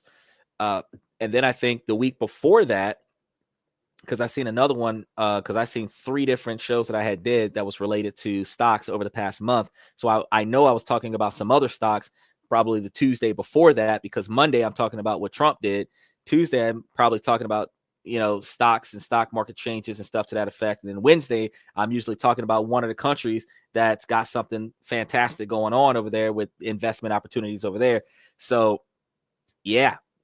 And we're doing this 7 nights a week, so we got something different every night. Tonight we're talking about making those big moves in relationships, but we also talk about making a lot of money in a lot of different places, because you got to make money in order to have a good standard of living in order for you to sustain a healthy relationship. Usma said, "I'm a Muslim, so I don't want to be investing in a company that deals in things which are prohibited in my religion." Okay, now that's going to be hard. Not really, but it's going to be hard, because I would have to do research in the Muslim religion in order to find out what taboo stuff that certain companies dabble in. But your personal interest is the reason why shareholders buy and sell shares out of a company. Because if the company starts getting involved with something that is against your religion, you will not mess with that company anymore. You will take all your shares away from that company and go somewhere else, because they're practicing stuff that violates your religious beliefs. Likewise, when I've told people on the show plenty of times before that you have to carry yourself like a walking business, because exactly what you just said, Usman, that is how you can make and break business deals, make and break relationships, make and break social networks. You will be wondering why nobody likes you, because you're not representing yourself in a positive light. And some people that are not representing themselves in a positive light are not representing themselves in that positive light, specifically because the negative light gets them more attention. And that is a contradiction, because the negative attention has negative consequences, and negative consequences negatively impacts individuals' objectives.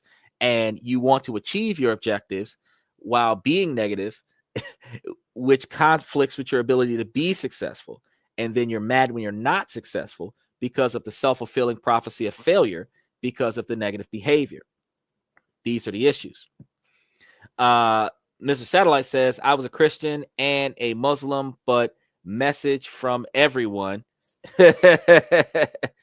Oh, massage from everyone. Well, I could tell you, I've touched base with a few different religions because it was Catholic, Christian, Jewish, have not gone into Muslim, but out of the different practices that I have come to experience, the fundamental core values typically do revolve around mutual respect and mutual respect for all life in some practices, and mutual respect for at least the non cattle life in some of the other ones.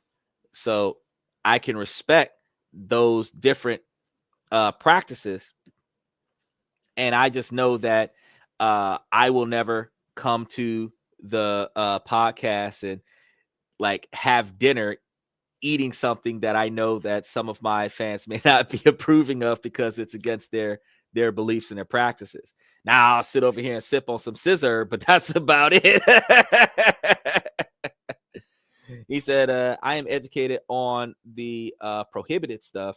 It's just the method of seeking out companies with no interest based debt is the new learning. Well, you're asking about something that not too many people look at. So yeah, I know that you might know which companies are like detrimental to your common goals and common practices. But yeah, you ask a very like uniform question, like, because I'm actually interested in that particular type of company at this point too, because I want to know what kind of companies are like that, and what their profit margins look like, and what is their dividend distribution. Because if they got pretty good dividend distributions, I'm going to want to put my money over there. I'm going to want to find out which countries have it and then put my money over there.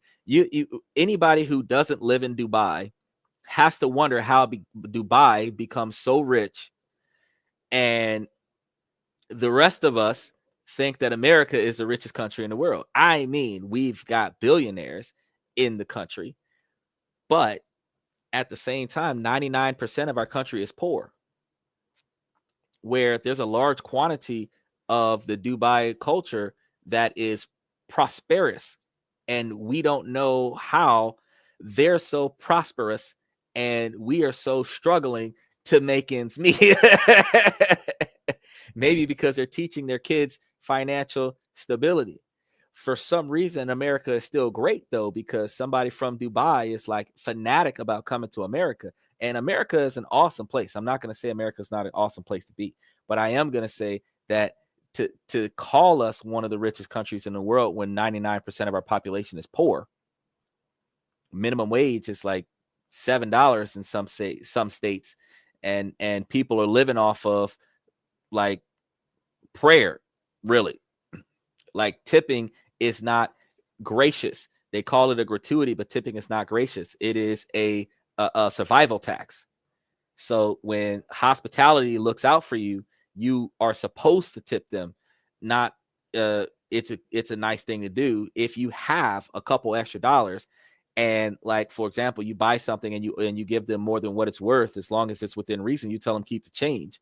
You know, you buy like $18 worth of stuff, you hand them a 20, you tell them keep the change. You may want to throw $2 more down on top of that, because 20% is $2 on every $10 spent, and you don't want to tip less than 20%. 18.76 is the expected gratuity rate, but you really want to stay right around 20%. But 20% is $2 on every 10. So if it costs 16, keep the change. If it costs 16.84, keep the change. That's what you have to think about. So I'm gonna take a look at that. Let me spin back to, because I do have a couple things I want to get off this topic before I wrap up this topic, because we got about 35 minutes left before I have to jump into this other engagement. If I don't finish, that's okay. I'll always pick it back up tomorrow. I'll add some of what I missed on today and add it on to tomorrow's show some kind of way. But definitely get the core fundamentals from today's show, because we have the lack of accountability in the online interactions. that makes it easier for people to disengage without explanation.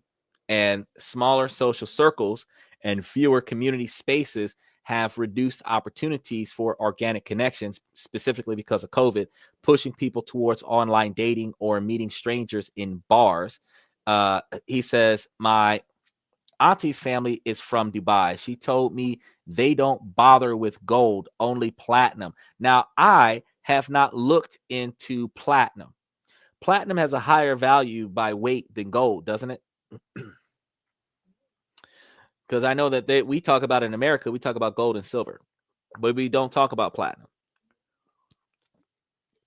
And gold fluctuates over time, but I would assume that platinum has a higher monetary value than gold. Probably gonna have to put that into one of the shows, talking about platinum. Invest in platinum, because that's how Dubai is getting big.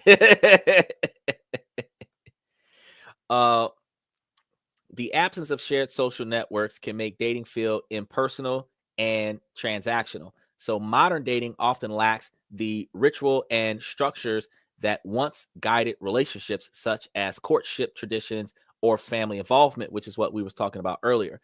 Emotional maturity is now a higher priority for many singles, but find partners who align with these values can be a very challenging task indeed. He said, yes, that they don't wear gold. Her family members wear platinum instead. Ooh. And the funny thing about platinum is that they got people that are allergic to gold or silver at the very least. And platinum, under the right conditions, looks silver. So I don't understand why. Me personally, I don't feel the need to walk around wearing platinum because I don't want to look like a target.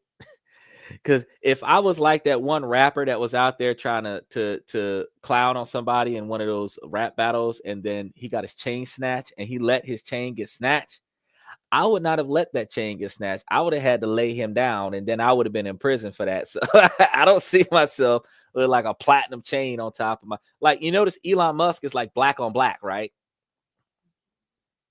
Oh, Coreo, okay.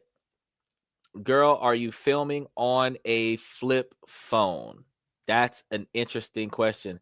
Are you on the right channel? Because ain't nobody on here with a flip phone. Yes, personally are streaming on a, what is that? Nokia. Nobody's thinking you have platinum. Girl, actually, I'm actually streaming from a Lenovo Yoga i7. So it is definitely the closest thing to a flip phone that I will have in my life, because I'm actually holding on to a Samsung S23 Ultra. So I don't really do flip phones anymore. Nokia, though, Nokia is a very good brand. I would live by that if Nokia made a smartphone touchscreen that was, and Samsung wasn't already my favorite. Allergic to silver? You mean a vampire? Truth, truth. Allergic to silver. There are people that rash out with silver, and then you have the fool's gold, where they have the gold plated stuff. Even people in my family that have told me that when they wear the costume jewelry, which is sterling silver with painted different colors, gold and other such. And I said, hey, why don't you just wear it on top of your clothes? Because then it's not coming in direct contact with your skin. But that's what I tell them. Here we go, y'all. Special shout out to Coreo for coming into the podcast for first time tonight. Okay, why do you have sunglasses on? Isn't it nighttime for you? I mean, you look cool, but why? Okay. Is it dark in here? I understand that sunglasses specifically are for sun, but dark tinted glasses are designed to reflect and or repel large quantities of light emissions. Typically, if you were walking out into a crowd of paparazzi with a lot of flashing lights from the cameras, you would be wearing sunglasses because that would damage your retinas with all those high beam flashes. Typically, in a well-lit room, it could be midnight outside. It could be dark as all bejesus outside, but it is not dark in here. Likewise, it would be equivalent to saying, why are you wearing a coat or a sweater inside when it is 100 degrees outside? Well, I'm not in the darkness the same way I would not be in the heated area. So it's not really the logic doesn't mess up. See what I'm saying? Now, for the sake of understanding, these are prescription glasses, and I do research before the show. And on the show, I give you guys a lot of information that I have written down on a very, very massive document. So I typically read a lot of the facts that I got off of my research to you guys to make sure that I don't forget anything. And then I have to find my place when I derail my topic and start interacting with you guys and responding to comments and everything. These are prescription glasses, and I understand that they look cool, but I make my deficiencies look good, almost like Will Smith when he was Agent J on Men in Black 1. The thing is, though, is that these are $805 a piece. So, not to look cool, it is corrective lenses that are $399 a lens. So this is not cheap. So I don't wear them to look cool. I wear them so that I can see. That's what that's about. And he says, hear me out. You're in a sweater vest with sunglasses on indoors. You're giving us mixed signals. Well, this isn't a sweater vest. This is actually a satin ivory vest that actually goes with one of my Italian hand stitch suits. It just looks like sweater because of the bright light in front of me that keeps my dark complexion from emitting dark images onto the screen, because otherwise you would just see my teeth. And normally you would be able to see this gold lapel pin, the tie clip here, but you can't see it because of the vest is so white because of the bright light that's coming from behind the camera, which also is coming into my face, which is why I wear the glasses. So more like Carlton with the sweater vest though, bro. Hey. But Carlton lived in a mansion in Bel Air. Okay, so I'd prefer to be Carlton. He said there are videos on YouTube where kids will take a diamond tester to school to test these jewelry the teachers are wearing. Not all the teachers were happy that day. Of course not, man, because they get costume jewelry. No, you know, so many people in America have not owned real diamonds in their life. And if it looks close enough, they'll wear it. They can afford it, so they'll wear it. But could they really afford an all diamond something or other? Of course not. Okay, very cute. Gold pin. What are we researching and learning about? Well, on this and that, we talk about this, that, and everything in between. So we were talking about making that big relationship move. So that was a social improvement and personal development kind of topic. But we also were talking about some of the stocks and crypto that we had talked about earlier this week, because a couple of the fans that came on and had asked me some ideas about some of the investment platforms that we have talked about earlier in the week, because Monday, Tuesday, and Wednesday, we're talking about something that's involving money, whether it is international investing, international living situations, with international investing, with what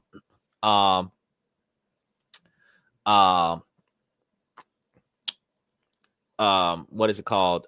This not expatriation, it is foreign national benefits, because they have incentives in other countries to encourage non-natives to come to their country and put money there.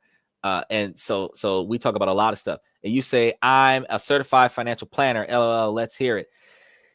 just because you're a certified financial planner doesn't mean that you got your finances in order, because I had a banker on the shore, Vera. She was here for quite a while, and she was living at 95 to 99% of her standard of living, and she didn't understand why like money was so tight. And then when I started telling her about how she could reevaluate her finances and spend less money on her day-to-day operation, giving her more money to invest in other things, and then not waste money on frivolous entertainment, so that you could utilize that money to get you a larger principal in your investment, where your larger principal investment, especially in cash stocks that are paying cash dividends to you on a regular basis, that money that's coming back to you would be the money that you could utilize as spending money if you're not going to reinvest it, which gives you a residual payment on a regular basis to that never disappears, as opposed to spending your principal. So stuff to that effect that we talk about. You asked me if I'm in the U.S. Yes, I am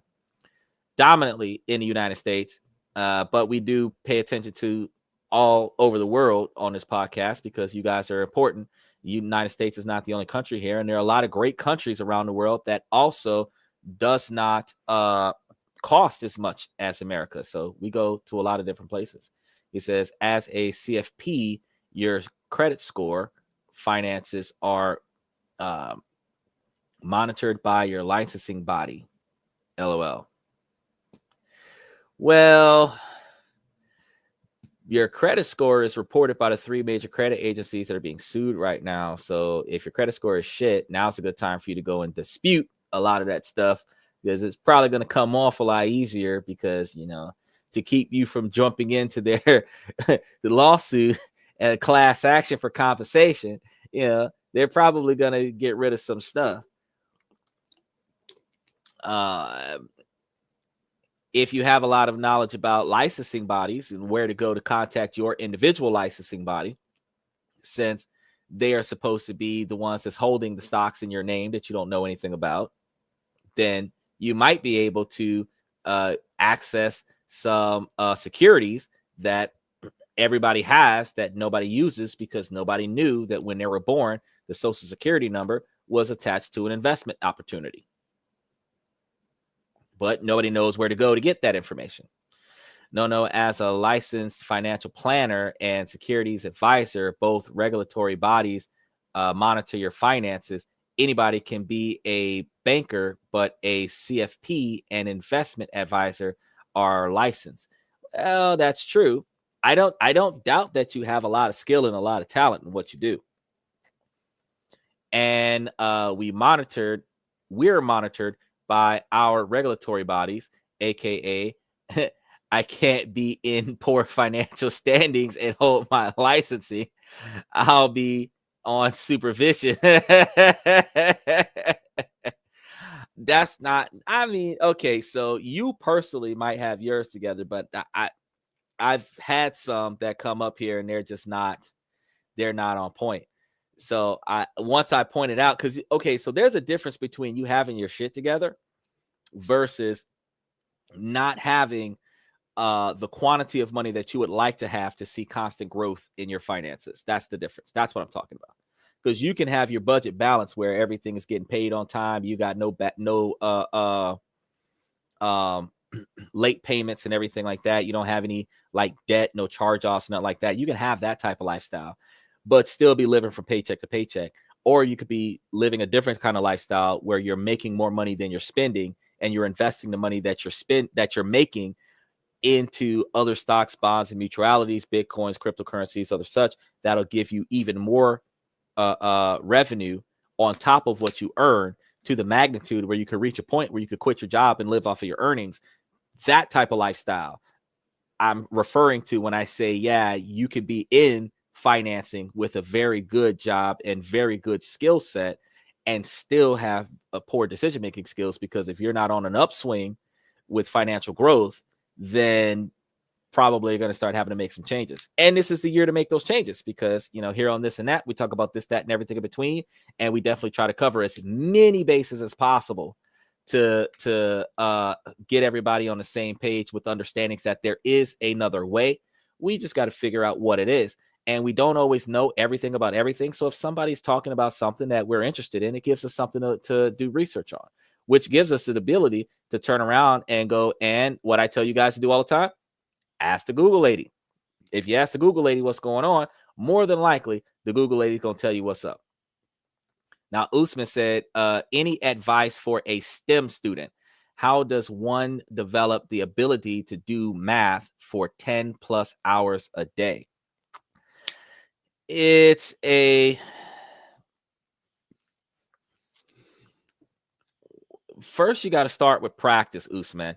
You're gonna, if you're doing math on a regular basis, like I can tell you right now, I spend at least 8 to 14 hours a day crunching numbers, because outside of this podcast and financial investments and real estate and nonprofits building housing for homeless people in Florida, I also turn back around and I teach on top of that just because I can. So I spend a lot of time doing math, spend a lot of time crunching numbers with math. What it takes is patience, practice, dedication. You got to keep going back and keep pushing yourself just a little bit further. Take you some breaks. I would recommend a 2-hour work time and then take a 5 or 10 minute break to kind of stretch your legs and get you something to drink, go to the bathroom, and then come back and get back into it. And never try to distract yourself from it with something that is so important to you that you will not come back to the math. But definitely try to put yourself into a scenario, because being in STEM research, that's probably going to be your job, standing there for 8 to 10 hours a day crunching numbers. You're probably going to be on a toilet crunching numbers in your head, and then when you flush and hopefully wash your hands and rush back over there and start writing down the answers that you found on a toilet, stuff like that. So you're going to be sleeping thinking about numbers. You're going to wake up and the first thing you're going to do is numbers, have breakfast, numbers, take a shower, numbers, get ready. It just becomes a way of life. But when you live by something, it's easier to specialize in it. And that's one of the things that I'm trying to tell Carrillo is that if you specialize in one thing, you are great at that one thing, but you don't have a lot of knowledge about everything else around it. If you specialize in nothing, but you have a little bit of knowledge about a lot of things, you don't know everything about any one subject. But there is no one person that knows everything about everything.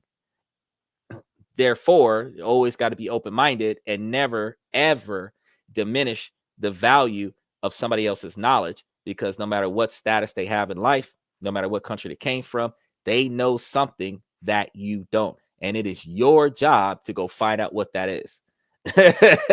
He says, I'm in Canada and we are very heavily monitored, regulated versus the US. And I am in the US, where the only monetization that we have is TMZ.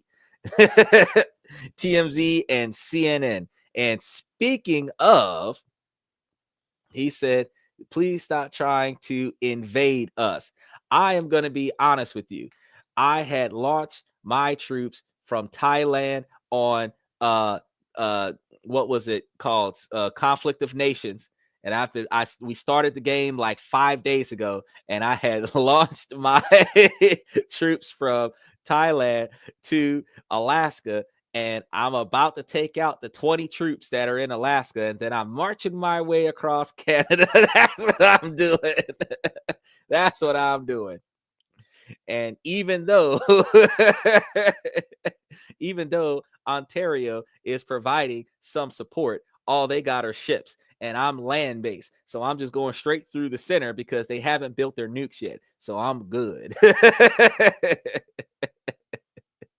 And like Americans, I have reinforcements on its way. So while they're distracted by my land-based onslaught, I have a sea-based onslaught on its way over there. In 15 hours, it's going to touch base in Alaska, and it's going down. So just when they think that they take out the 20 that I got there, there's a whole nother 30 on its way. Reinforcements.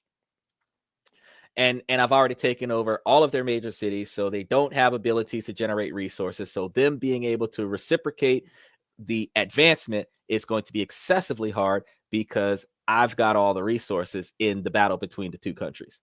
And then I could just call the other 4 guys that's in my squad, and they can back me up and go over there and start. But they're trying to conquer China right now. But when they finish with China and Japan, I'm going to have them come help me out with Alaska and Canada. I play video games too.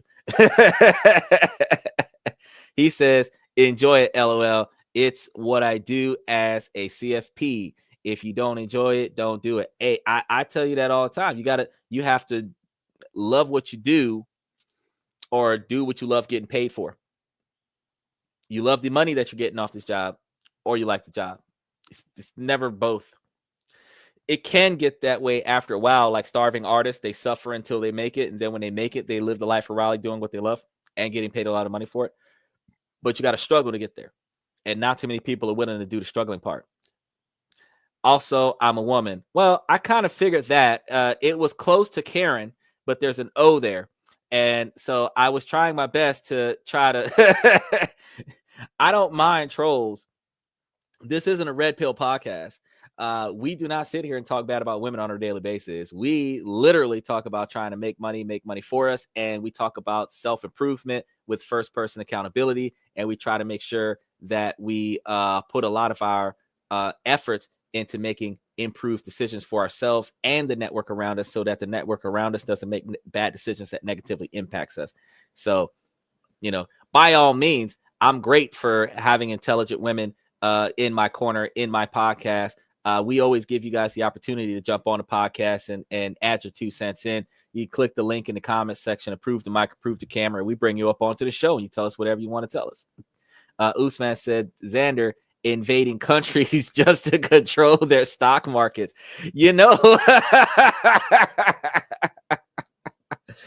That might be a thing. I'm probably going to have to touch base with a lot of different countries where I make in-person appearances as I invest in a lot of these countries so that and when I do that, I'm taking the podcast with us because I told you guys that when I'm traveling, that I'm going to be traveling with y'all. I'm not going to go out there and tell y'all about when I come back. I'm going to travel with y'all. So I'm going to go live while I'm in that country and be like, see, I told you. This is how much the flight cost of doing business. Carrillo says, I love my clients and the pay, and it was a struggle to get there, which was my main point. Oh, wait, it just dawned on me. I got a question for you. She says, Canada's stock market is already dictated by the U.S. without invasion. I know Trump was going to buy you guys out one way or another. She said, leave us and our maple syrup and healthcare alone. He is not going to mess with your maple syrup. But your healthcare and your airplanes, where in the U.S. are you? Florida. So check me out. Hillsborough County. So check me out. Karen, because you said you're a woman. Now, we were talking about this on the show earlier this week. I got 12 minutes before I got a client to jump on. We were talking about this earlier this week, and I got a question for you. Unless she cancels. No, she did not. No, I got who's Sarah? Okay, Sarah at 12 minutes. All right. So, question. Braxton. Special shout out to Braxton Miles. Special shout out to Myhill, Braxton. So, since you are a woman, we were talking about this on the show earlier this week, last week, and we've been asking all the women that come to the podcast. Now,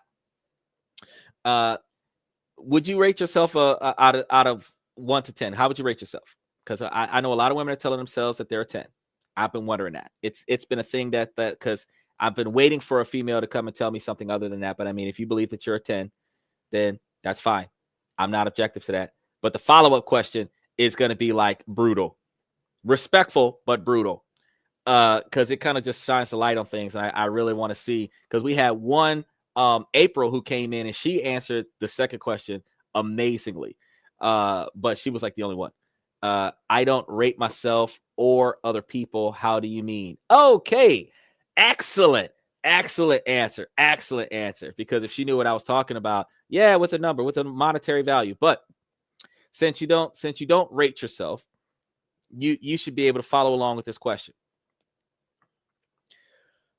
As a woman, what do you bring to a relationship that is valuable to a man? So, first of all, we've had a lot of women that will say that their career choice and their education are things. And I got to say that men don't value that. And outside of sex, which usually comes in a romantic relationship by default. If you take away sex and your education and your career choice, what else do you bring to a relationship that is valuable by a man? Just kind of trying to see what that's like. You said, hey, first, you're assuming I'm straight. No, I don't have to assume that you're straight. I have to assume that you're a woman because you told me that you're a woman. So if you were not straight, depending upon if you were the masculine or feminine one in a relationship, would depend upon whether or not you would prefer a masculine female versus a feminine female. And okay, so we got love and support, equal partnership in any relationship.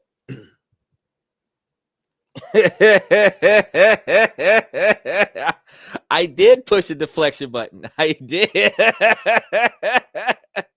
Love and support is a good answer. Equal partnership is non-definitive because in equal partnership, it has an undefined level of expectations. That's not what you provide to the relationship. That's what you expect. So out of your response, I can take love and support. So emotional support, which was the response that April gave, was emotional support. So that was good. Turn in your man card. Well, Kareen's not a man, so I don't need to turn in her man card, and I'm not turning in my man card. In order for somebody to get their hands on my man card, they're gonna have to take it out of my cold dead hands. That's how that's going to. My man card is next to my black card, which is next to my white privilege card, which is next to my Visa card. Yeah.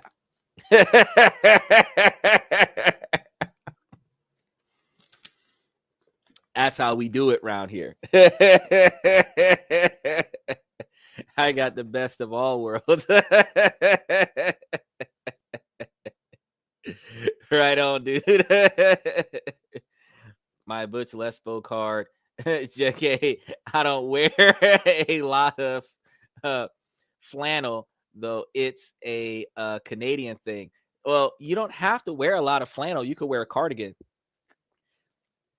But even still, the question remains the same. What do you bring to a relationship that a man would value?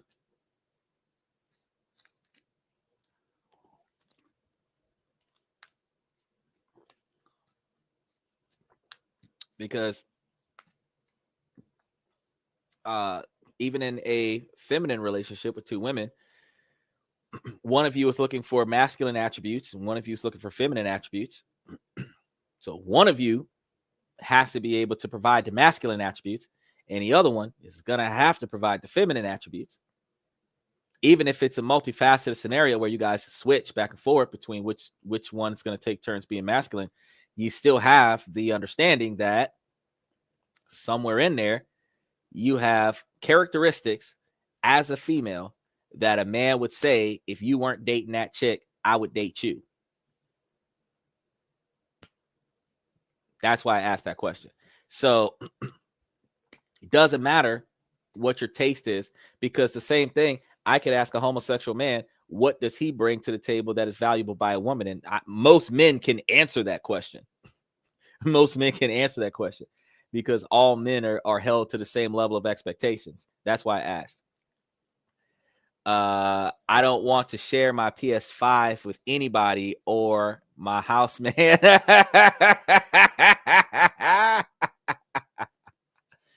Oh, make sure y'all like and subscribe. I don't disagree with that. I'm gonna be honest with you. I have 2 of everything in my house because I don't like to share. So if somebody else wants to play the PlayStation, there has to be more than one PlayStation in the house. And there has to be more than one TV in the house. And and they have to be in different rooms in the house. That way your gameplay doesn't interfere with my gameplay. So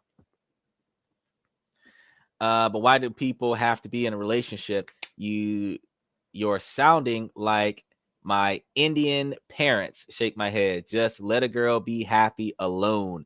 Well, nobody wants to be alone. That's why. Yeah, I'm on my way out the door.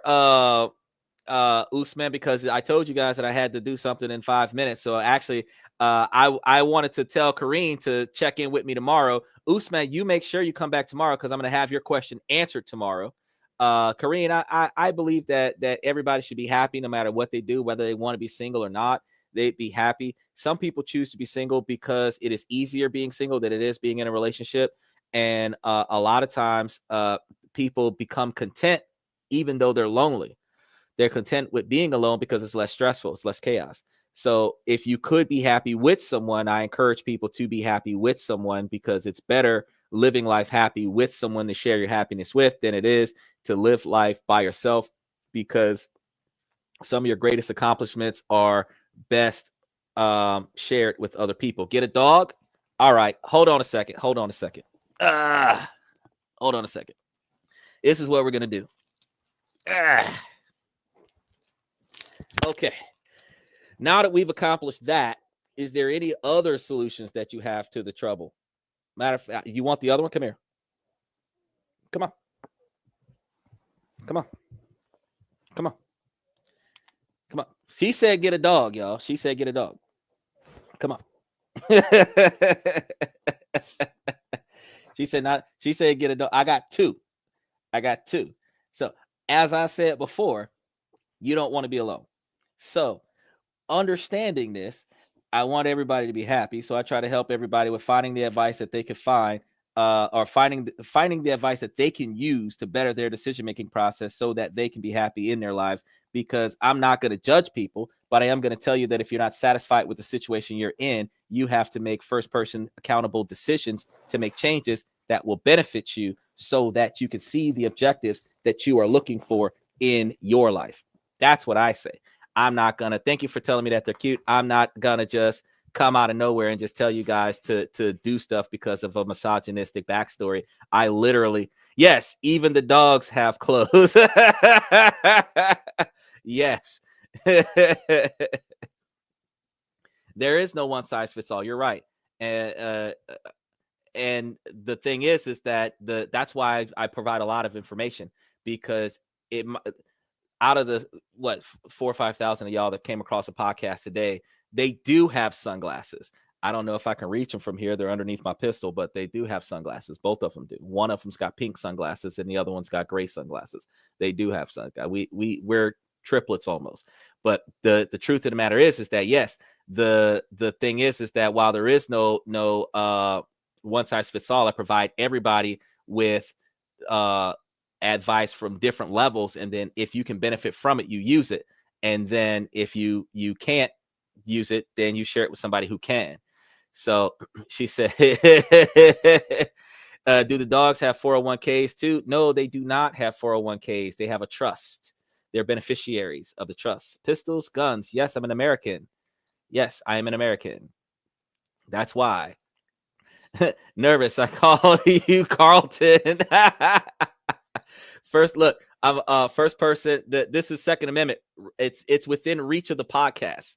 I make sure that I have, and there's like 3 clips involved with that particular holster right there. Yes, that's what we do in America. We come prepared. We come prepared, whether people like it or not. We come prepared. Now, unfortunately, I have to wrap this up because I have to get on something in 60 seconds. I got a 4-minute outro that's going to interfere with my ability to do what I got to do. But stay tuned, like and subscribe. Stay tuned. We're going to see you guys tomorrow night. And he said, listen, we're cool.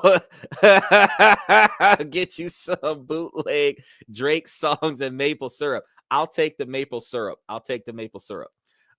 Anyway, on my way out the door, ladies, as long as the situation doesn't make sense, I'm going to keep asking y'all to make it make sense. So ladies, please make it make sense. Fellas, I really appreciate you guys coming to the show. Thank you guys very much. I'm going to give y'all all a bunch of special shout outs. I do have to step out quick tonight. Make sure that y'all hang out with Higher Ground, which was the custom song made for the podcast from alanito.music, which is a Switzerland band. So we got a whole album. Take a look at that. You're going to come and see me tomorrow because we're going to be talking about some money and stuff too.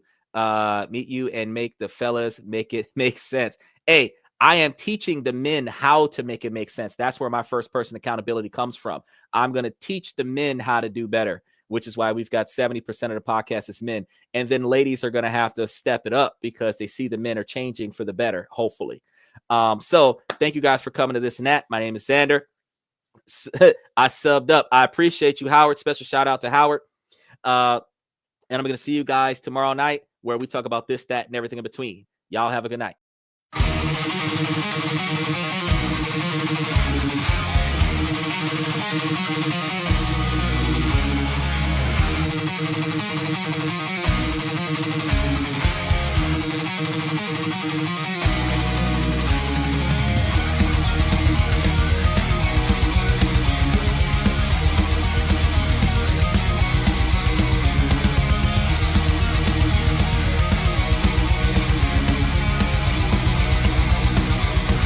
Higher ground.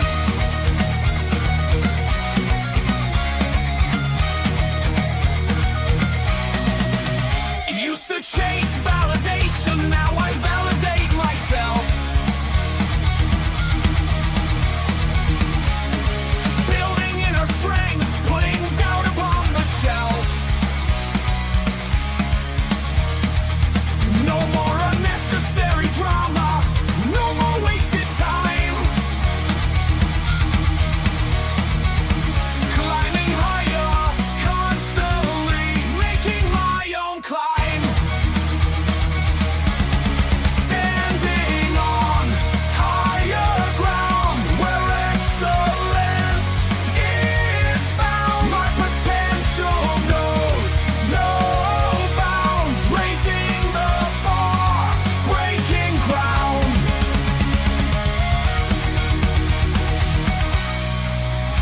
My network is my net worth.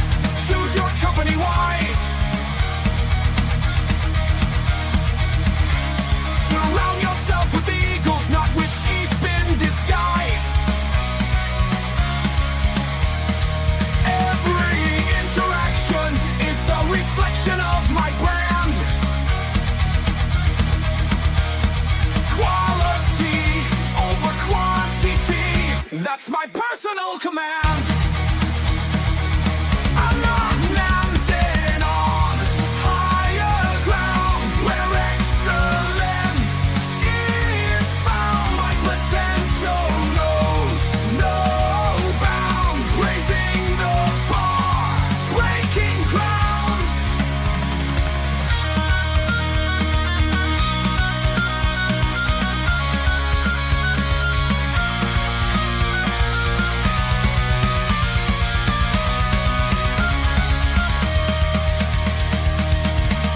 I'm not just living, I'm manifesting my vision, cutting through limitations with surgical precision.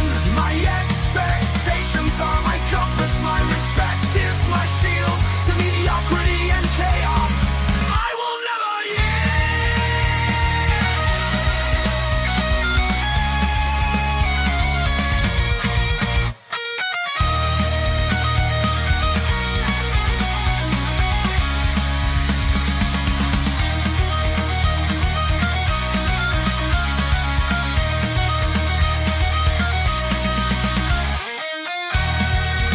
I'm not just living, I'm manifesting my vision, cutting through limitations with surgical precision. My expectations are my compass, my respect is my shield to mediocrity and chaos. I will never yield.